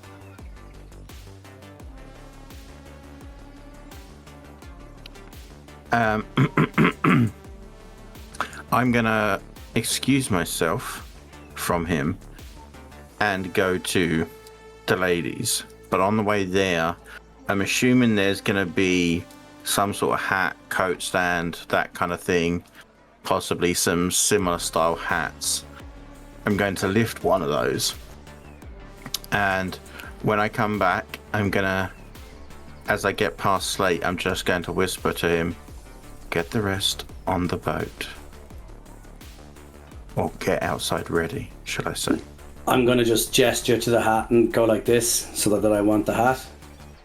Can I sit down at the bar and I want to take out the knife that I've been using? I still have that, but I also want to take out things like my thief tool set and my forgery kit, etc. And what I want to do is I just want to make it unique. I want to put a few different marks, drawings, etches, and I want to make it look more extravagant than it actually is, or worth more than it actually is. And I want to make it interesting to look at, adding, bits of flair and things like that. So I'm going to have a wax seal that I bought, and what I'm going to do is to give it this flair, I want to add a wax seal and just take a small bit of parchment and put it on the hat, so it's a wax seal with the parchment hanging off it that has something written on the parchment. It's very straightforward. Okay. But something that would draw attention and probably lead to questions. You're covered up by the fact that your group are all drinking as well, so it doesn't look suspicious that you're leaning against the table, writing, doing stuff. Like Eos, Eldrin, Weslyn, you guys are consuming whatever low-end beverage you choose. Eos has lemonade. You do not. You have lemon juice, more or less. It's squeezed lemon into a glass. Because this is Verdor. That'll work. If you want to get lemonade, you got to go to a much higher class of Verdor. Fine, point. 7-Up. When I get How did I Sprite. hear you insult? Ah! How dare. Sugar-free? What? Yeah, I guess. Yeah. Do you need me to roll anything for that? Or are you happy that it's just a seal on the parchment and you're happy with Still on that? the parchment. Are you trying to convince anyone of anything with this parchment, or is it just a decorative thing? Oh, not yet. Okay, well, the reason I ask is because if you're trying to convince people, yes, I need a roll because I need to know how persuasive it is using your item. If you're not going to convince somebody of it and it's just a decorative piece, then you don't have to make the roll.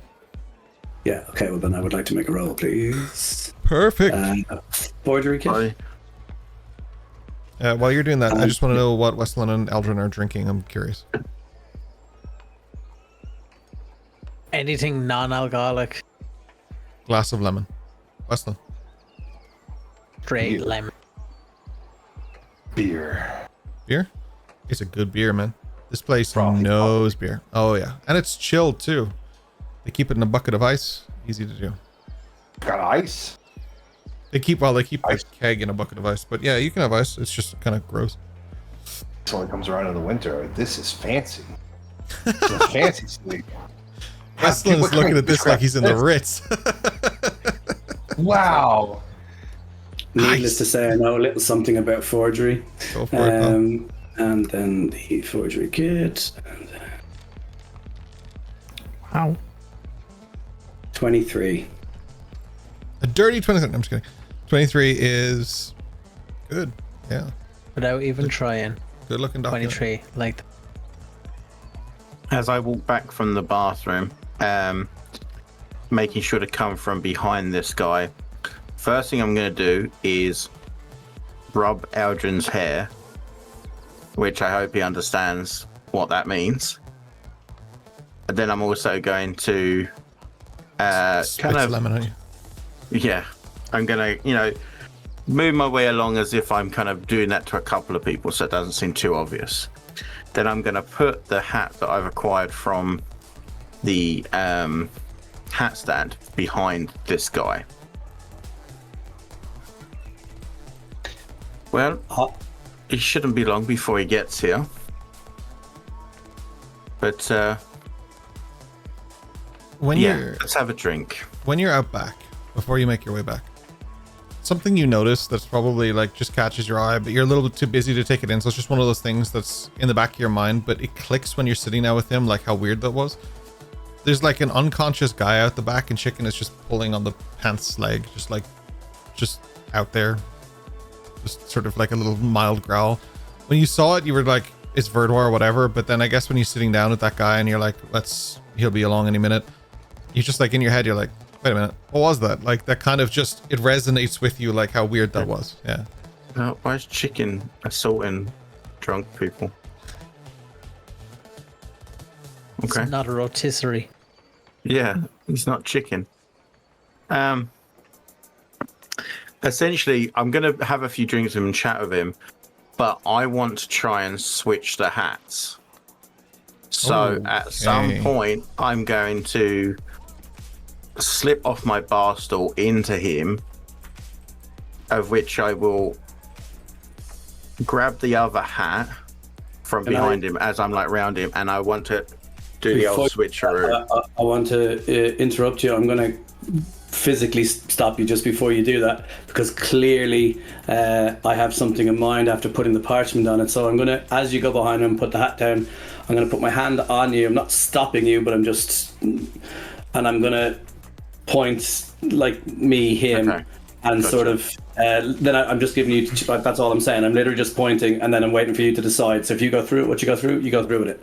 Okay, so if that happens, then as I'm putting the hat down behind him in the first place, I wouldn't be doing what I was doing. I'm just going to chat away with him for a minute and then wait for Slate to do what he's got to do. So I'm going to nod, like get the hat you put down, I'm just going to pick it up, it's not a big deal. And then I'm going to go over to the bar and ask them, in places like this, these are hard drinking men who have hard lives that they either drink to forget, or they drink to dull the pain, or they just any excuse to drink, or that's the best thing that they have in their day.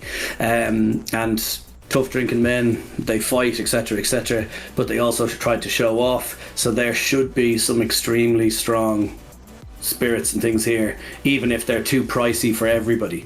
So I just want to go see what they have, and I want to see two things, like what the most expensive thing is and why. So either the most expensive thing happens to be the strongest, or the most expensive thing happens to be something extravagant that's like they have one bottle of and they never use because it's not, you know what I mean? I want to find out. Yeah.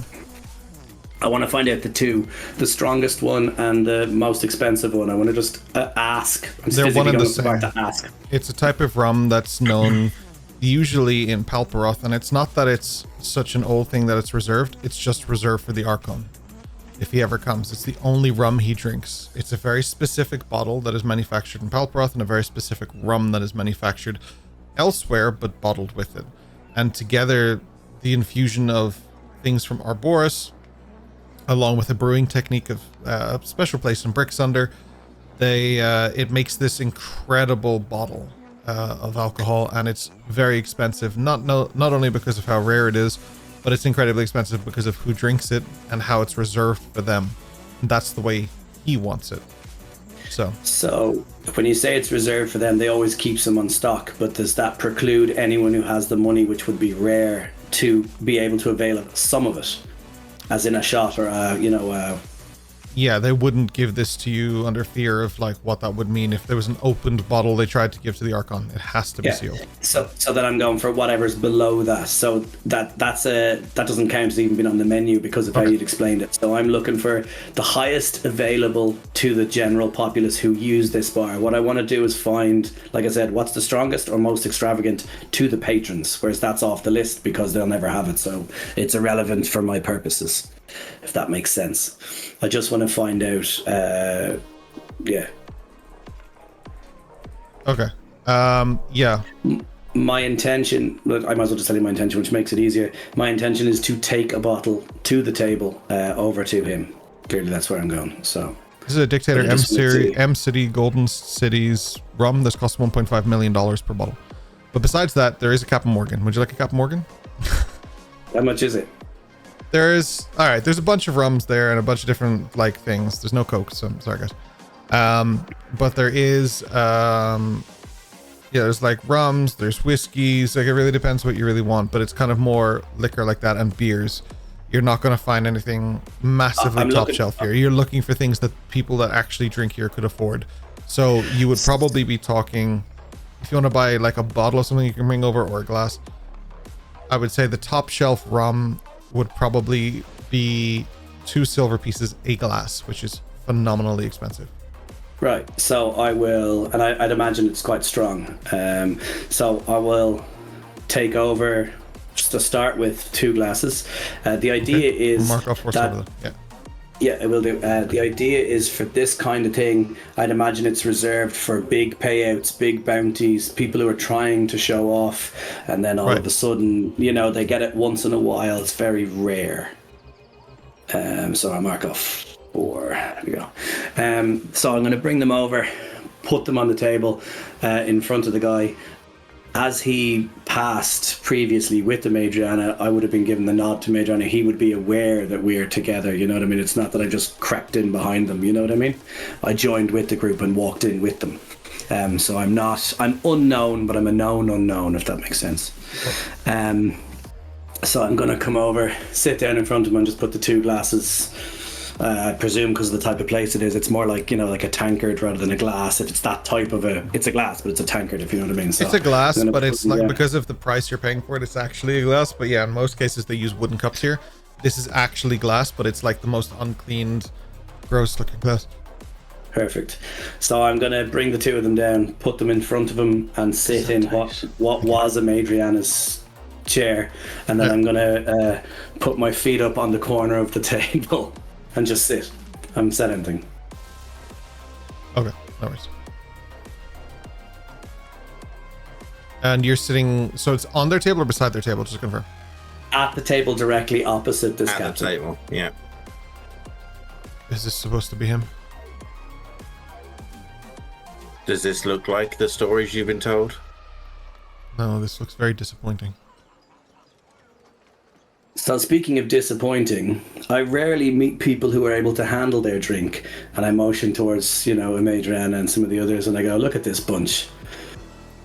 I see what you're drinking there. Yes. And I kind of pick up 1 glass and swill it around, and I go, it's not the same as this. It's been a while since I've lost, but every now and then I like a challenge. I don't know that that's you, though. Care to wager? How long do we have to wait? Talking to Madriana. We've put it this way, he could be here in 5 minutes or he could be here in an hour, but either way he'd expect you to still be here. Alright. He has an hour. Sure. And I take the hat that I have and I put it on the table and I say, so you can just see the seal or whatever on it, and I'm gonna say, I bet. Did you just fucking buy that? No. Why would you say I just bought it? There's a seal on it. It's a fucking receipt. If you've never got one, you wouldn't understand. I hate this fucking town. I bet you my hat for yours and the cost of the drink, and we can put a little wager on it, that I can drink more than you. Obviously, I look like Dash, and I look like, Paparazzi suit, etc. And I'm quite clean and presentable. And All right.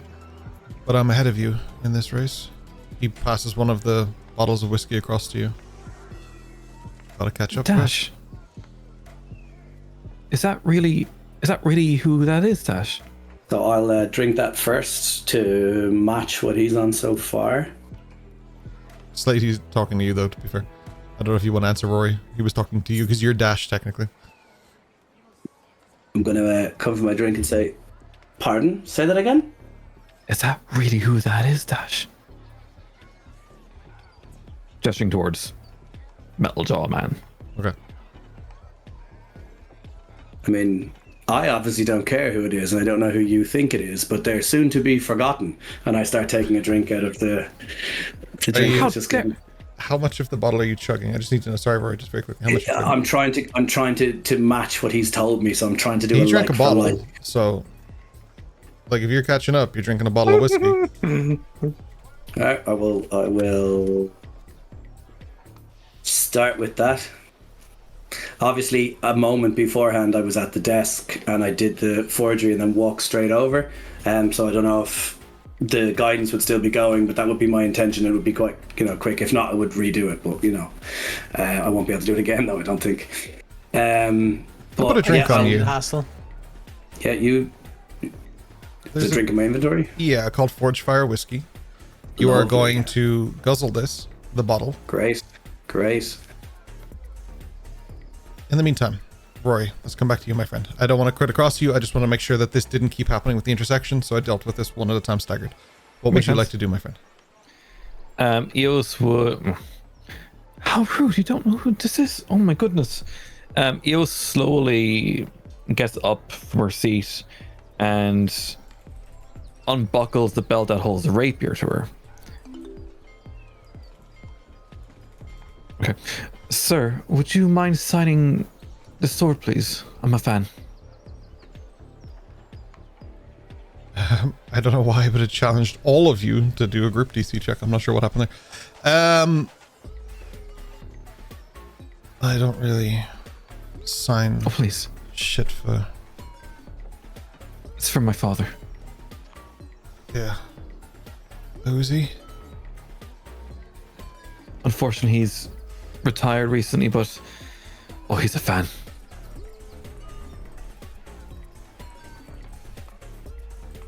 And what would my fucking signature do for him? Well, to be fair, this sword is his. He gave it to me before we left a long time ago. And whenever I return home, I want to show the sword to him. Yeah, tell the old retired cunt that he should have kept that sword and used it for something real, rather than working for that pathetic fucking naval crew. Is he technically a sailor, or... He was a commander, but that's no problem. Yeah, I'm sure that took him a whole week to manage to get to. That must have been so Very well. difficult for him. Eos's left foot and just been trembling a bit. Major would notice that. Because she likes feet. Right. Slate, did you get a 12 on that? To confirm? And then I clicked my inspiration to use it, but I haven't yet re-rolled, so I'm going to use my inspiration in this moment. Get you to make I a was con going- saving throw, please. Go ahead, Yeah. Kyle. So it's a con saving throw with the 1d4. Yeah. Kyle, You what have to was repeat the same. Yeah. I was just going to say, I don't think it'll work for a concept. I was going to say that I would walk past Slate as he's drinking, just like brush past him, pat him on the back, as if I just like everything's, and I'm going to walk on to the bathroom, but I was going to cast guidance on him as I walk past him. No problem. His supersedes yours and just gives you an extra minute on guidance. 24. At first it hits you very hard, but you kind of manage to shake it off and catch yourself, but you're aware that you just drank a bottle of whiskey, so subsequent drinks are going to be a little bit more difficult from here and will continue to get more difficult for you as you move forward. From here on out, you will have a -1 to any constitution saving throw of any variety, and that will subsequently get worse. Any failed attempt will result in exhaustion. Perfect. So I'm gonna go where I go, "Ooh," and then go, only kidding, and then I'm gonna do the whole like a wine Eos tasting isn't. thing. Yeah, I'm gonna do like a wine tasting, like the empty glass, the empty bottle. I'm gonna be like, oaky tones, and then I just throw it over my shoulder so it smashes on the floor, and I'd be like, It's a now onto child. the real stuff. Yeah, onto the real stuff. Yeah. And I said, seeing as I went last, I believe this, sir, is yours, and I push the drink that I got for him to drink, and then I'll go after him. And also, before I do, I hold the glass in front of him and I go, we agreed the loser pays the silver for the drinks. We agreed the hats and a wager. What's the wager? How much money? Before I let go of the glass. So I'm sliding it to him just to agree the terms before we do it, because obviously that's how deals work. He leans forward and places his hand on the glass, but feels that you're not taking it. He leans further forward and takes your glass instead and moves it towards himself. Fine. He then looks towards you. What did you have in mind? I just look down at my clothes and I look at his and I go, I, sir, have deep pockets. I think you should set the wager. Oh, fuck. I'll give you one of my new shipwrights. You can choose which. I don't really care. And that's worth how much in coin to you? No, it's worth one of yours. And he points to the people at the table next to you who have been very clearly a member of your crew, whether they mean to be or not. Because Eos leaned across and talked to you, and Eldrin walked past and tapped you on the back. He has the impression that you guys are all together. One of mine for one of yours.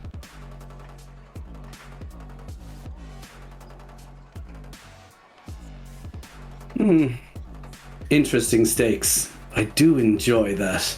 And I let go of the glass, and then he takes my one. He so then takes I just your take glass, that one back. Yeah, but I let go of the one I had, and then he takes mine, so I take that one back, and then I say, "Over to you, sir," because I went last to drink, so it's him first and then me. There's two things you should know before we start this. A wager with me is binding. If you break your deals or dishonor your contract, I will keep whichever party of you I see fit. If you Something, veiled threats. Yes, the same to you. if you try and cheat me at this, I will keep whatever part of them that I see fit. He takes the glass and prepares to knock it back. But that's where we're going to pick up next week because it's already getting late, my friends. So we'll have to pick up from here. I believe next week we have Busy back, but I think, Sean, you're not here next week? Right. We will still be a 5-man, but in a different order of screen position. So we'll pick up from this point next week. Back on Verdwar for the first time. How's that work? Can we assume just before before we leave, because obviously John might be here next week, Right. Can we assume that Weslyn will be coming with us to get on the boat to get the fuck out of this place? Well, it's either that or you get left here alone. That's why I'm asking. Oh well, it's not the first time he's had to travel solo for a second. Don't worry about it. Don't worry about it. I'll roll with that. The same thing I do with anyone who's AFK. You'll just follow the general consensus of the group unless you have specifically stated otherwise. So feel free to let me know if you have something specific in mind. But other than that, I'll just assume that, like with Busy, like with Hatsu today, or like with Dash for the last million years, it is just general consensus of the group, and Dash is off doing what he needs to do. That means Keen has definitely been like, yeah, I'm not following them. Because he's not here. He's dead, man. I just love the fact that even if he's not dead, he's gonna be, because Slate's just got him killed. Yeah. I have had a It's private just session with clicked. Kian, and I know where Kian is, or Dash is. I know what Dash is doing, up to a certain date. So when you guys reach that date, I will continue with him and talk to him about it. But I have given them the same warning that I will give you. That is not an indication that you guys are on the same date or time as him. This might be the right place to ask such a question, like, what date is it?